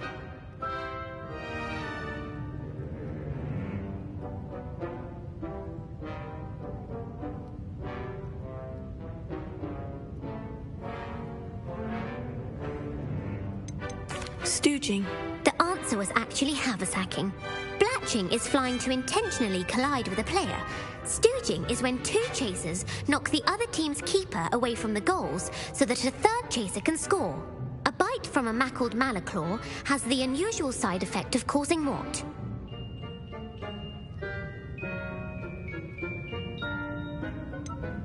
Bad luck. Correct! Native to the European coastline, the effects of a malaclaw's bite can last up to a week. What plant excretes stink sap?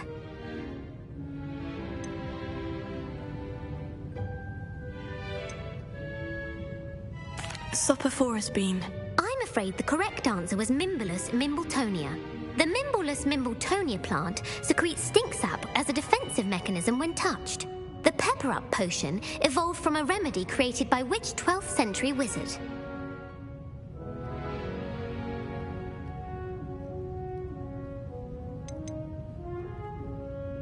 Linfred of Stinchcombe. Very good. Centuries later, Glover Hipworth would expand on Linfred's previous work to create the pepper-up potion we know today. In The Wizard and the Hopping Pot, what does the elder wizard leave for his son in the hopping pot?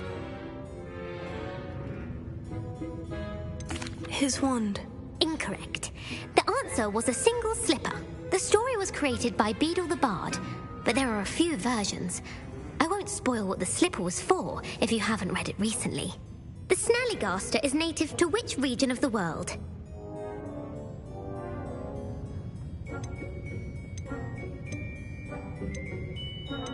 The Scottish Highlands. No, the answer was North America.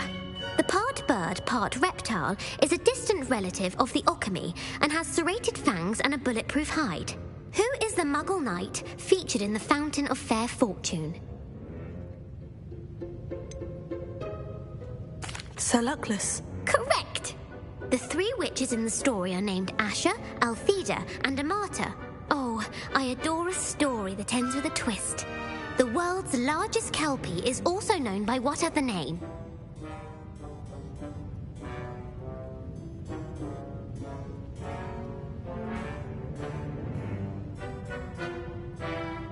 Galangantua. No, the answer was the Loch Ness Monster. The Office of Misinformation has worked diligently to discredit any Muggle evidence of the Kelpie's existence. Who was the first Minister for Magic?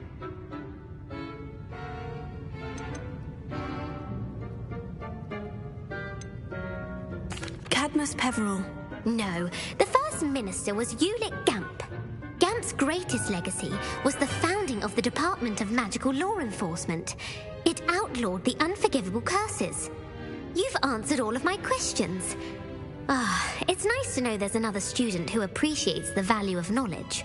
You might not have got very many right, but I'm sure you learned something regardless.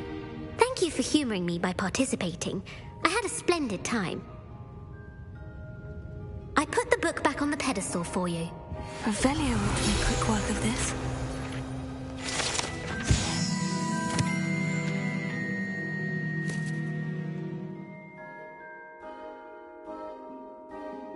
Professor Weasley's tasks are complete. I should attend Transfiguration.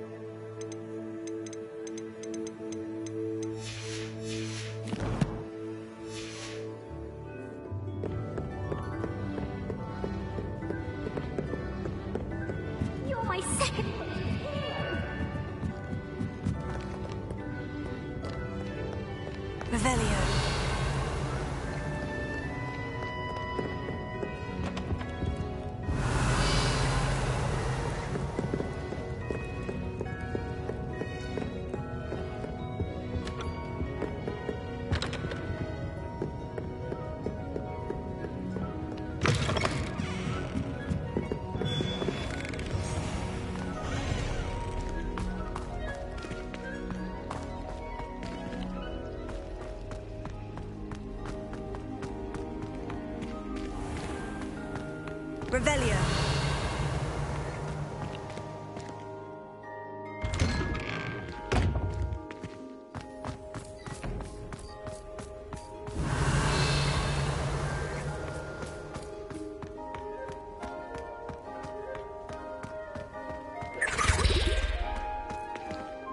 Alohomora.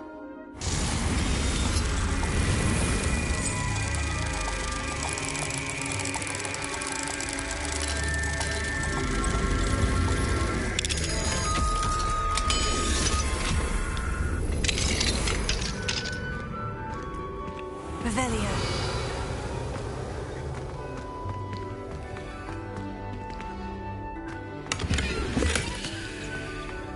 Leviosa.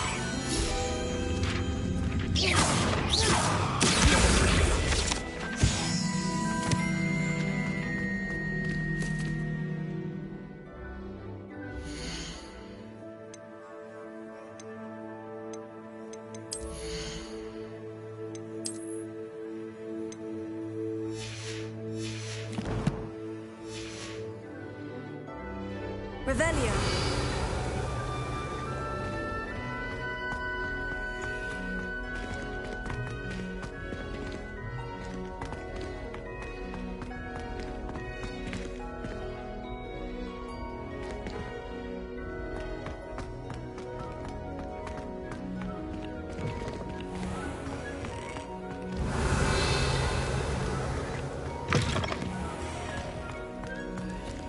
Alohomora.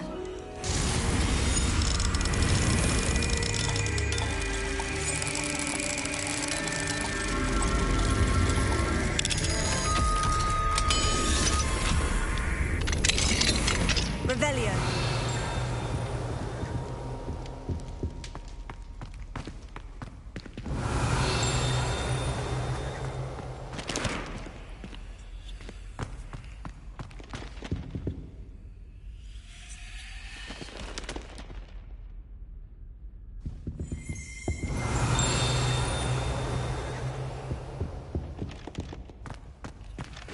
Alohomora.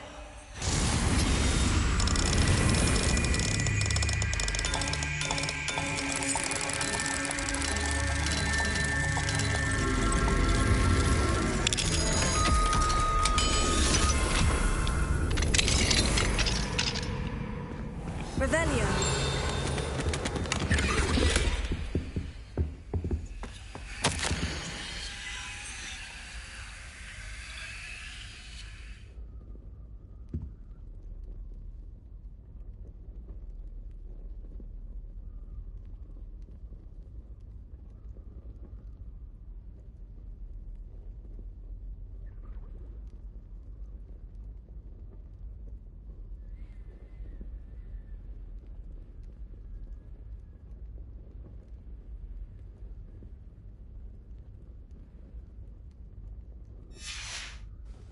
Revelio.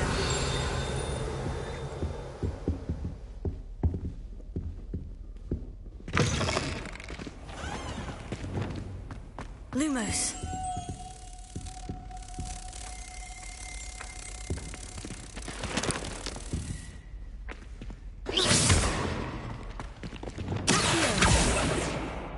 Leviosa.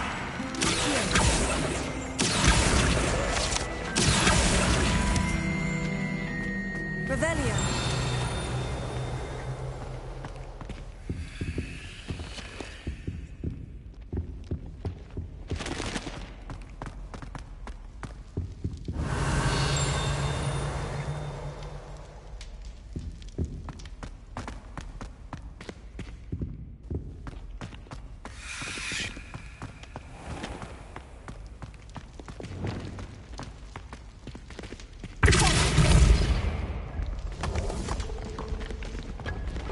Alohomora.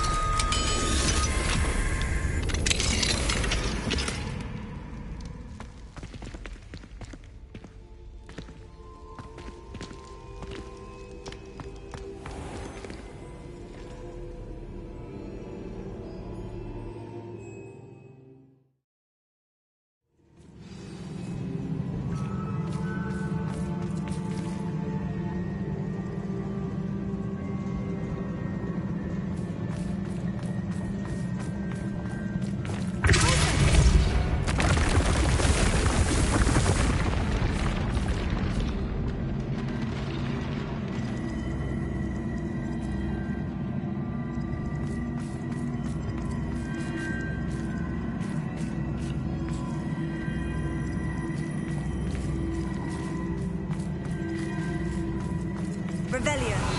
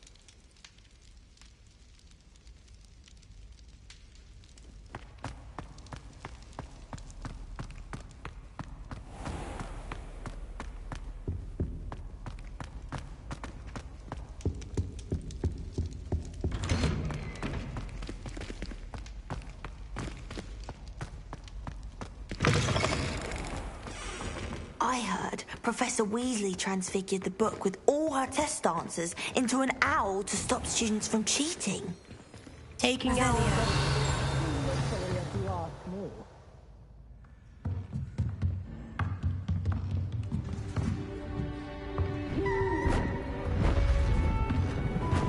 Beautiful.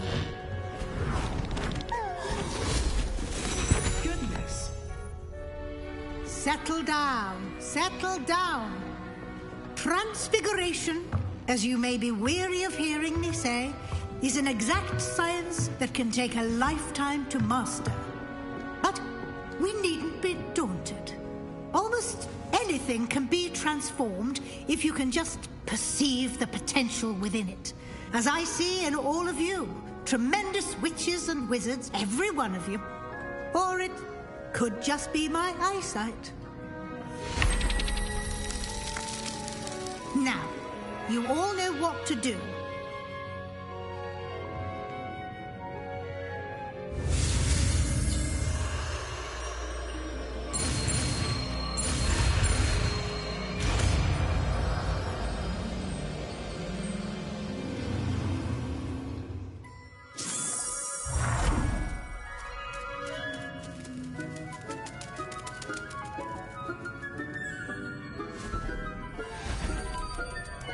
Beautifully done. Class is dismissed. And remember, now is not the time to ease off your studying. OWLs will be here before you know it. You wanted to discuss my progress so far this term, Professor. I did. You seem to have had no trouble in getting up to speed. And frankly, excelling in your schoolwork this year. Thank you, Professor. The extra assignments have been helpful. As I suspected they would be. Now, it seems you've been making excellent use of the opportunities presented by your field guide. Of course, the guide isn't the only measure of success. Deke tells me you captured a unicorn and brought it back to the Room of Requirement. Protecting so rare a beast is an accomplishment of which you can be quite proud. Thank you, Professor. I will say I'm especially impressed with all you've accomplished in light of the rumours of your extracurricular activities. Was your extended conversation with Mr. Ollivander after you'd obtained your wand, or subsequent search of the owlery, connected in any way to Professor Fig?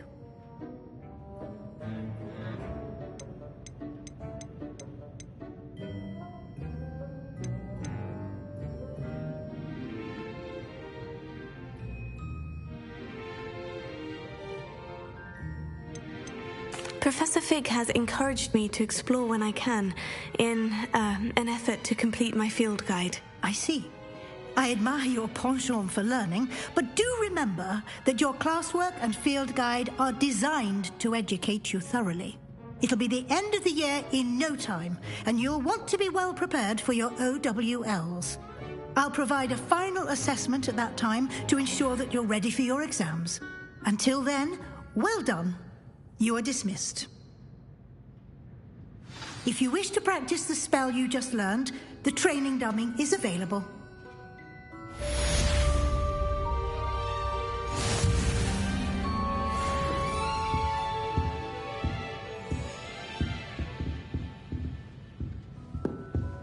Revelio.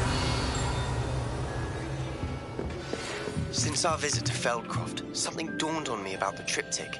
Meet me at the Overlook, just north of the Forbidden Forest, and I'll explain. Alohomora. My plan is to help us fail, but I have another idea. I think we may be able to find what we need at a goblin mine south of Hogwarts. Meet me there, and bring someone who speaks gobbledygook. I remember Omni mentioning something about gobbledygook.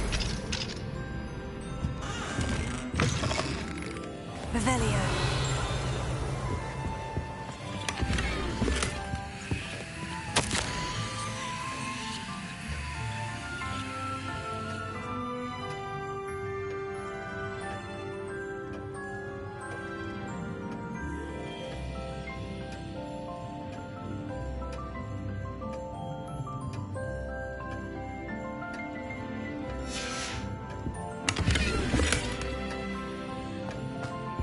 Revelio.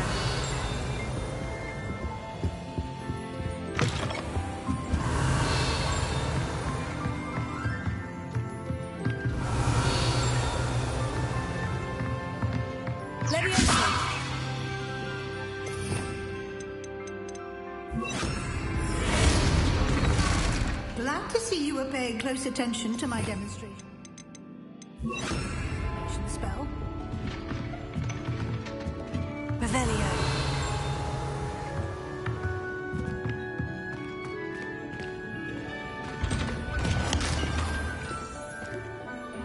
How does Gareth...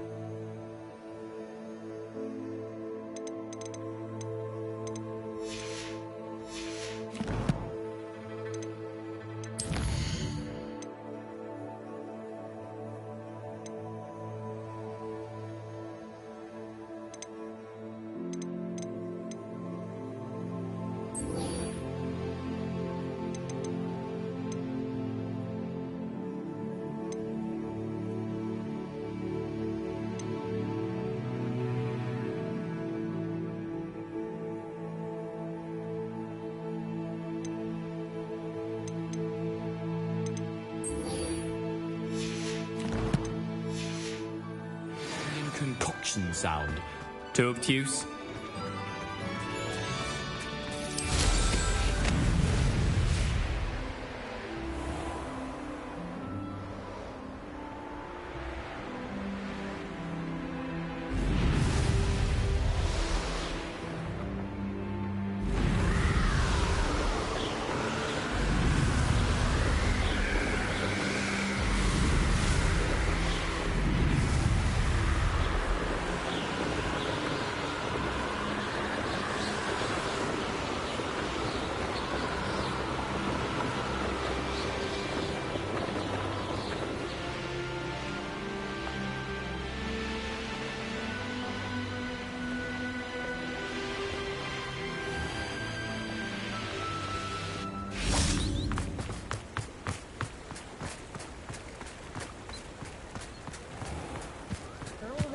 Most models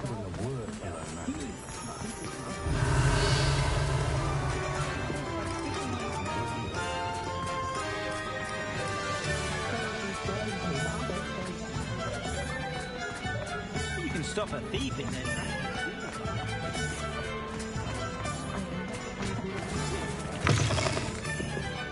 Glad you came.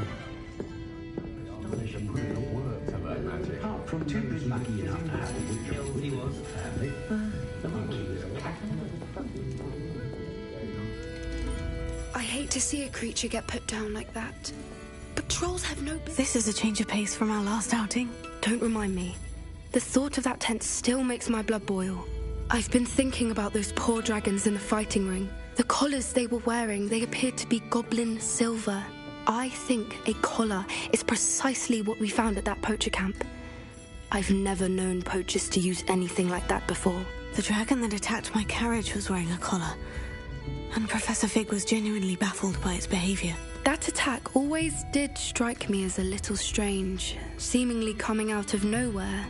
Surely you aren't suggesting that the collars somehow control the poor creatures? Exactly. Merlin, I don't think the dragon we set free was wearing a collar, but we should check. And if we can find her, we can return her egg. That's a good idea. We need to see this through. I'll start looking into it right away. There was something else that I wanted to discuss with you. I didn't want to press it before. It seems I may have caused you more trouble with Victor Rookwood. Why is he after you? Rookwood is working with Ranrock, and Ranrock is after something I found at Gringotts. Fig had a portkey that led us there after the dragon attack.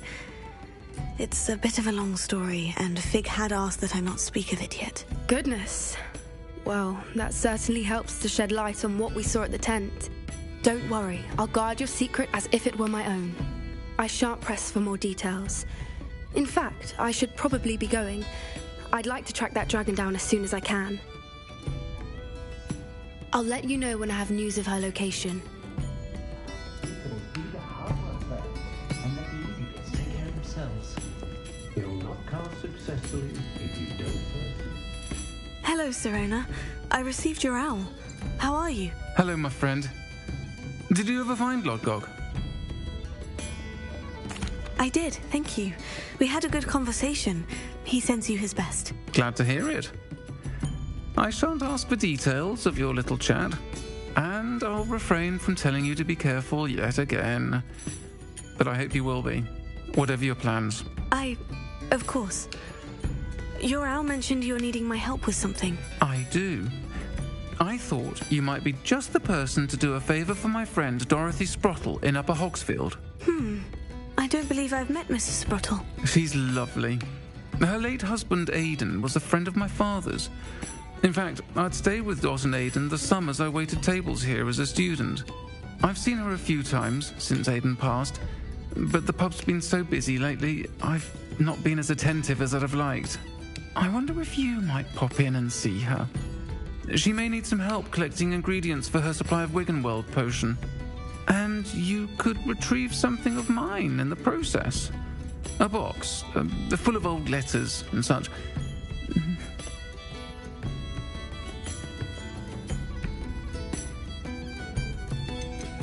Why did Mr. and Mrs. Sprottle have your box of letters after all this time? It's one of a few that I had when I was young. Dot found it when she was clearing out a closet. Can't imagine what's in there. Probably terribly theatrical. The ramblings of a teenage witch and her friends. You're welcome to take a peek inside, if you do find it. To be honest, I'd imagine it contains some lovely memories. Why does Mrs. Sprottle keep a supply of Wiggenweld potion on hand? Dot's a skilled potioneer. She's been supplying travelling vendors with Wiggenweld potion. An ordinary precaution that has, unfortunately, become a necessity, what with Ranrock's loyalists disrupting the trade routes.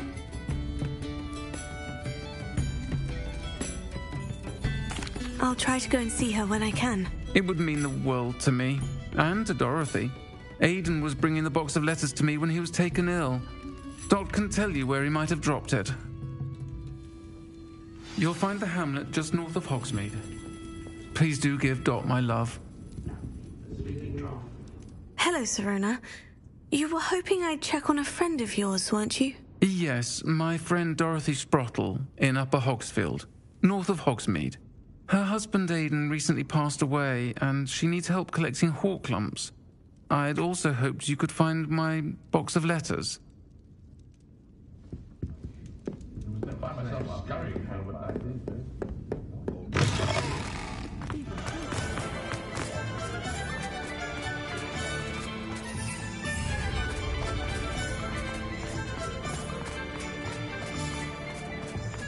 Revelio.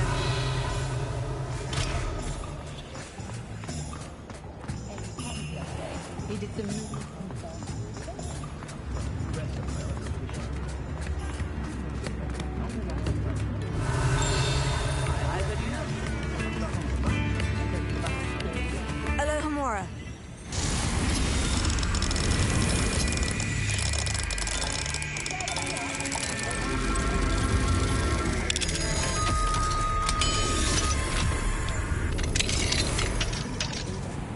Revelio.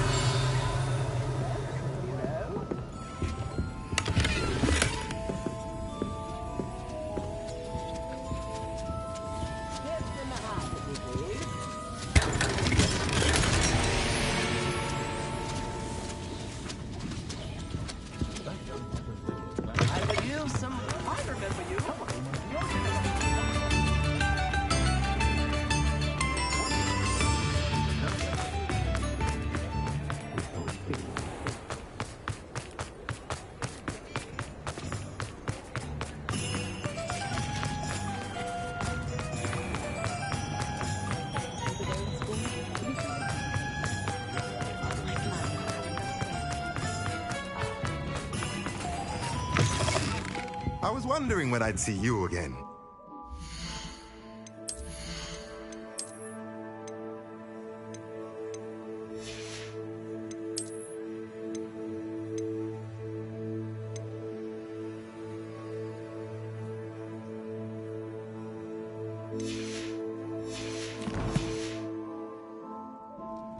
Let's look at what we have, shall we?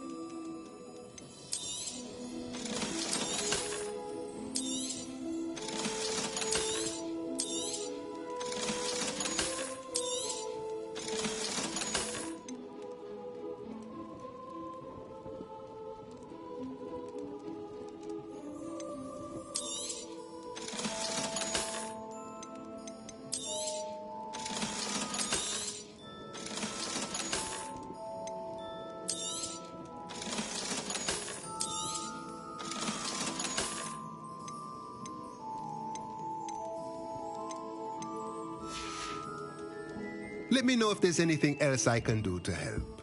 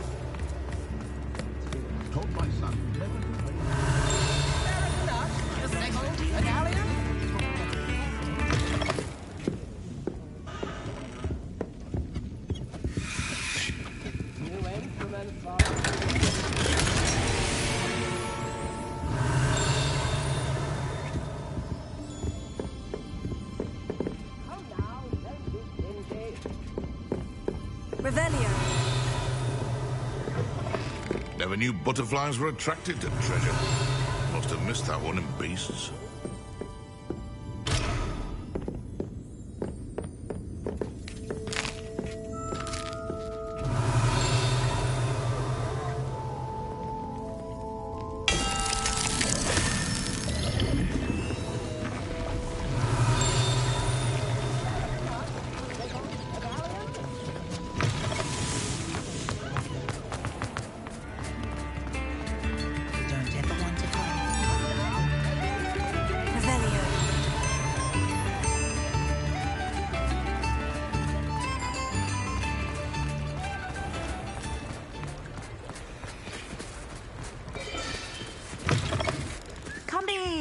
Sorry if there's a smell. New batch of toad-hide.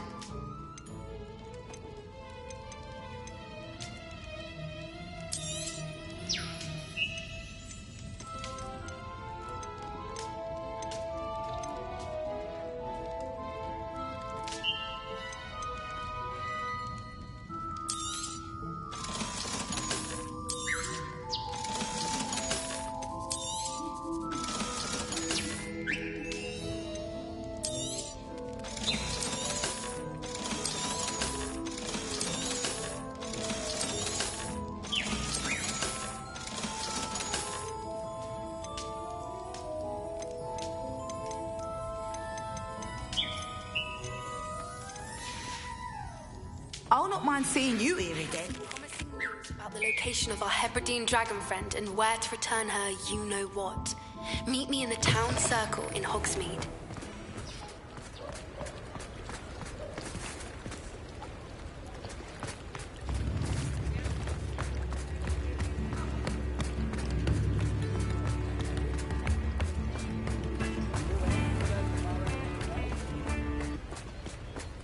Revelio.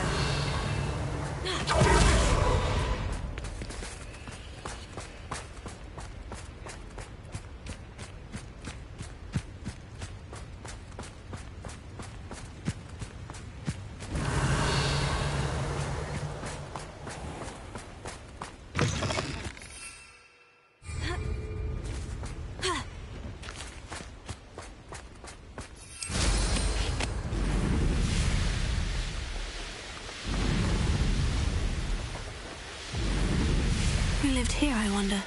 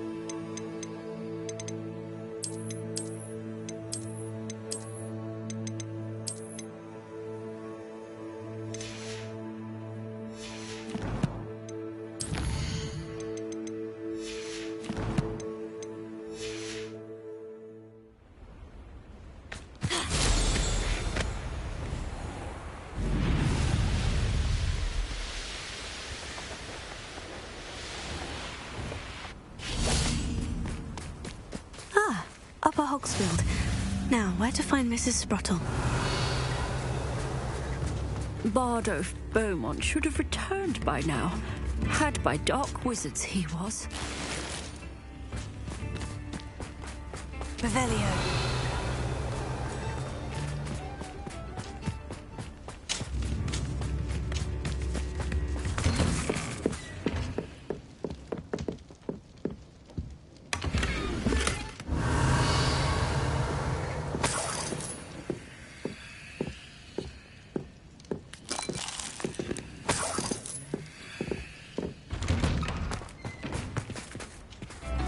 Shane Bardolph thought dark magic was the answer. I reckon Rookwood's played a hand in his disappearance.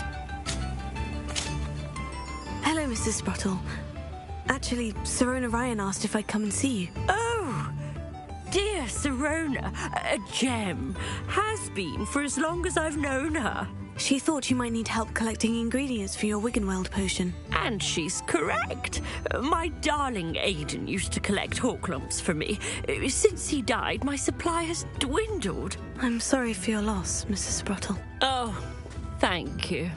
Love of my life. A bit lost without him. If you wouldn't mind gathering some hawklumps for me, I'd be happy to compensate you for your time. I can certainly try and find some for you. That would be wonderful.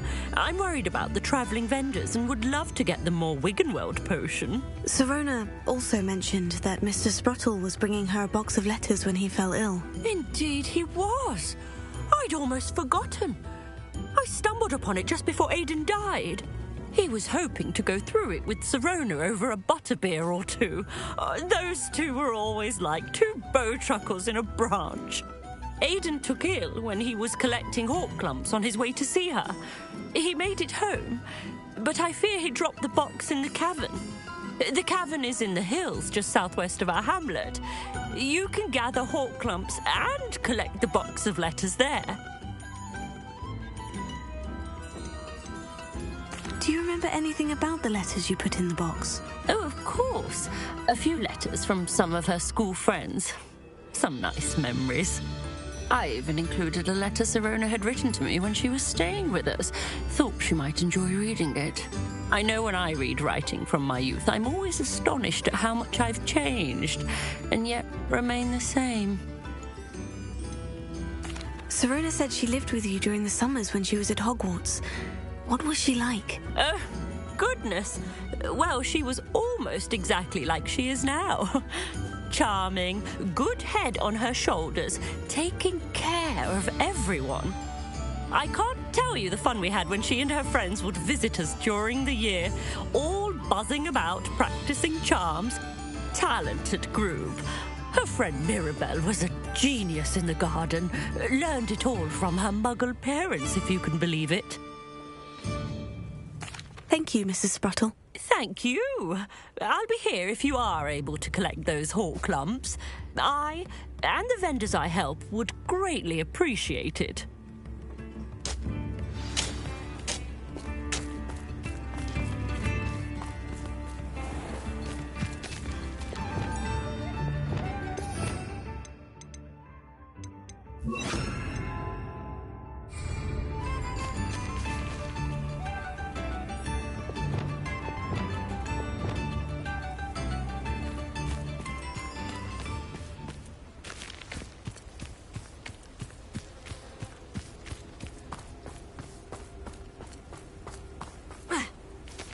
Revelio.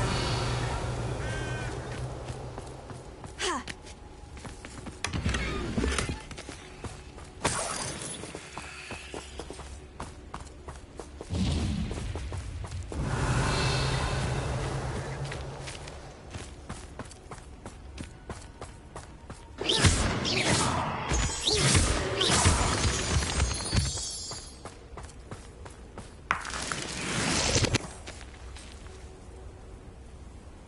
Revelio.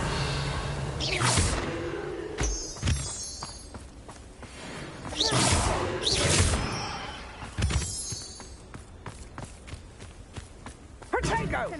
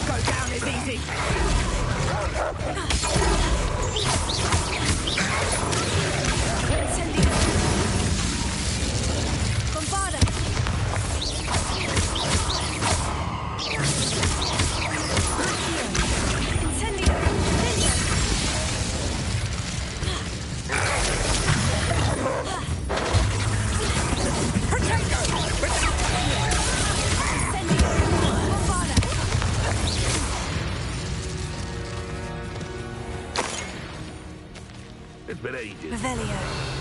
Poaching their crack crop.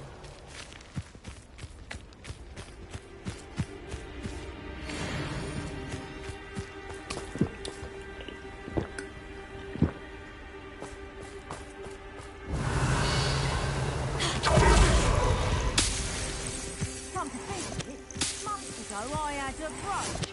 Nice it was. Sparkled like the glint in my eyes.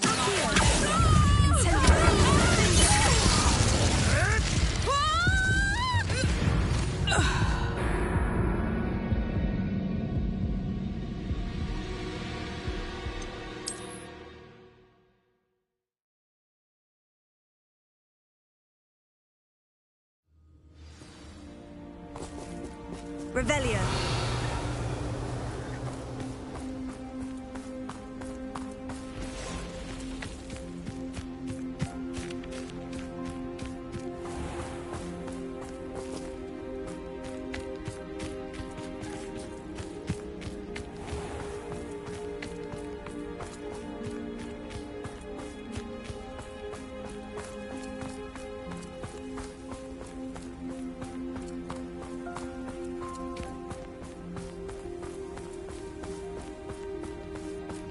These rocks have seen better days.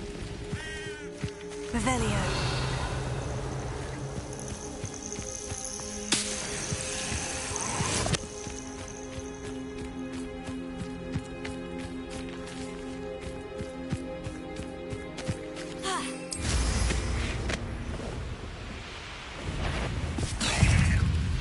They know what that means.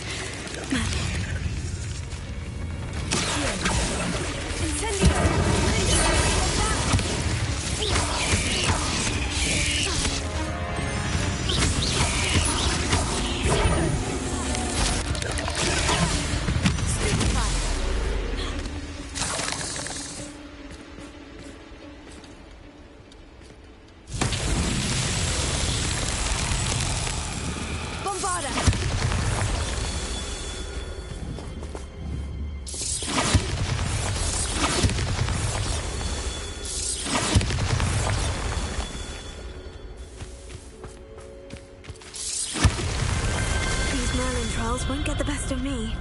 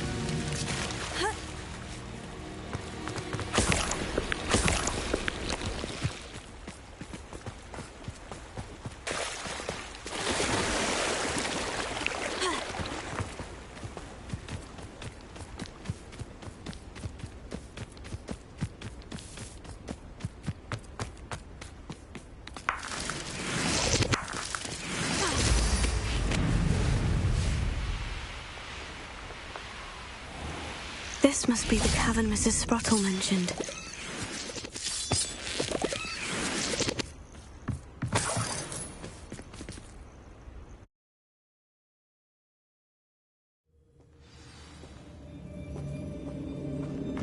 Better have a look around, see if I can find some letters.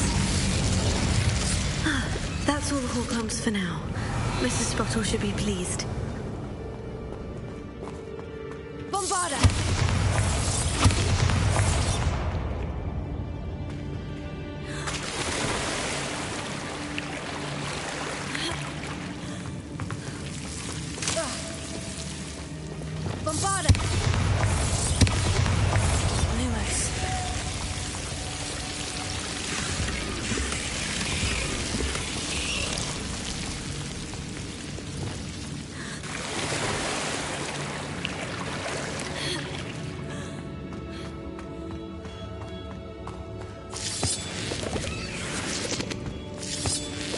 Revelio.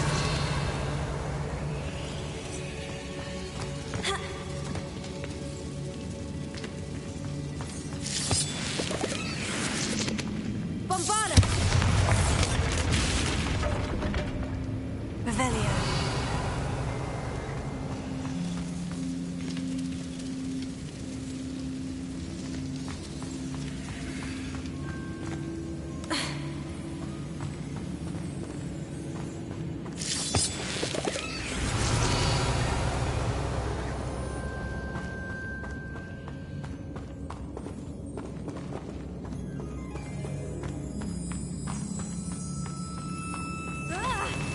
Either I'll have to fight that troll, or avoid it altogether.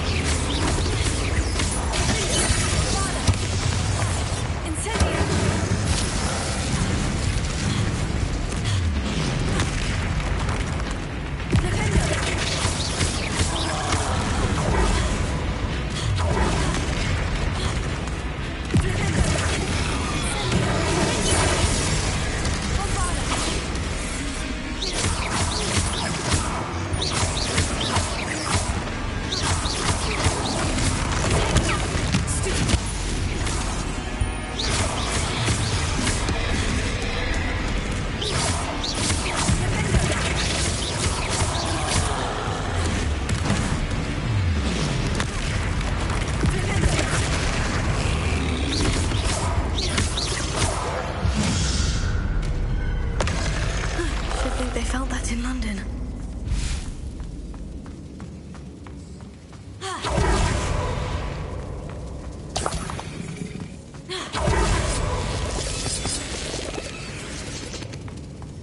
Revelio.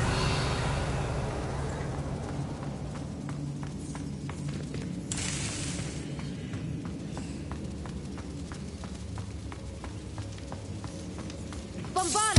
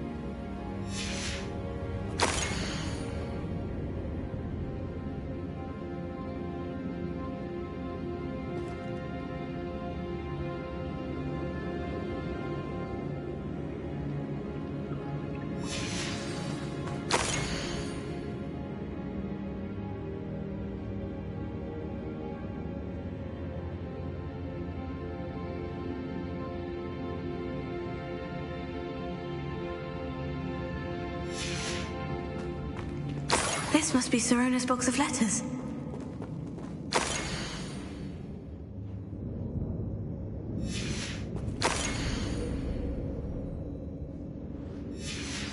I think that's everything. Sirona will be glad to have this back. Revelio.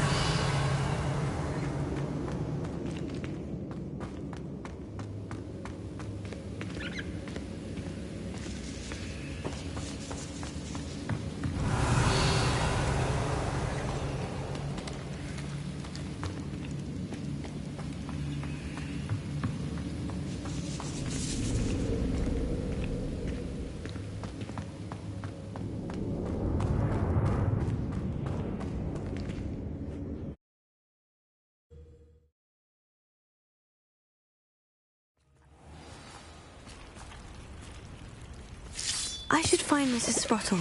She'll be glad to get these Horklumps.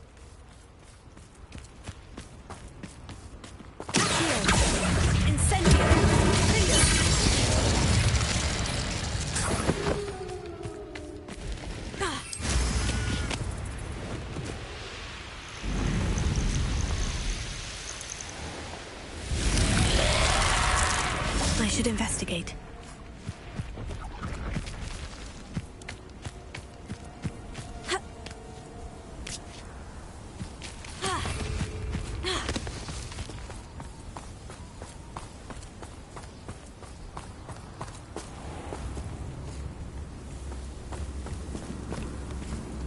Bardolph Beaumont should have returned by now.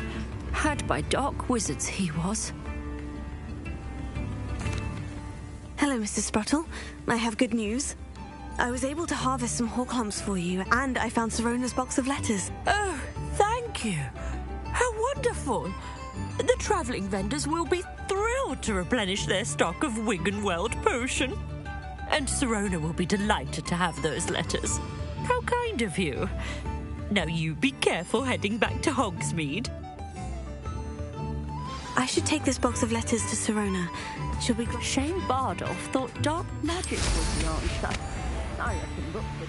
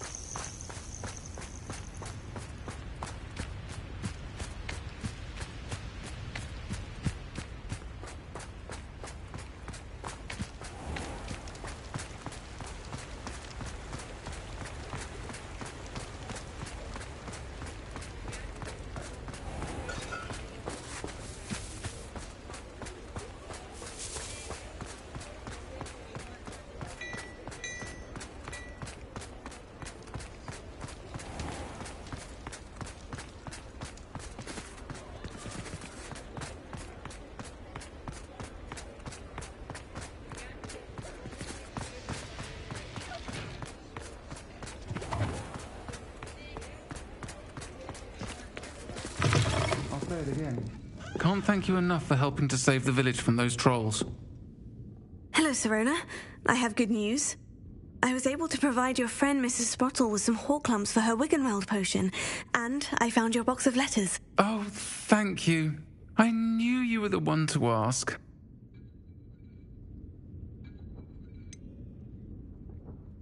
I wondered about some of the letters in the box. Of course. It appears most of the letters were from fellow students.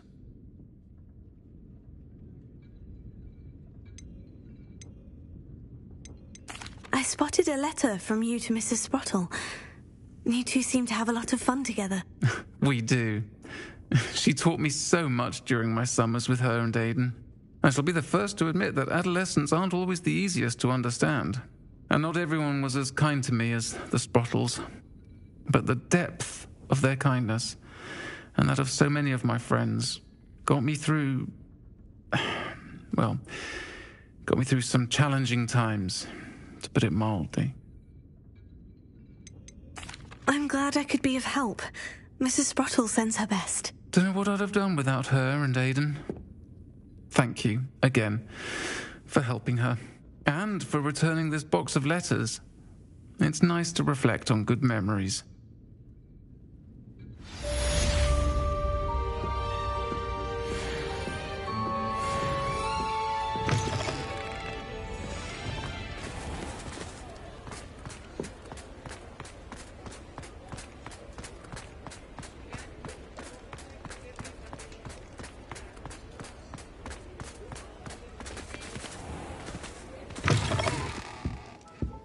It's always nice to see a familiar face.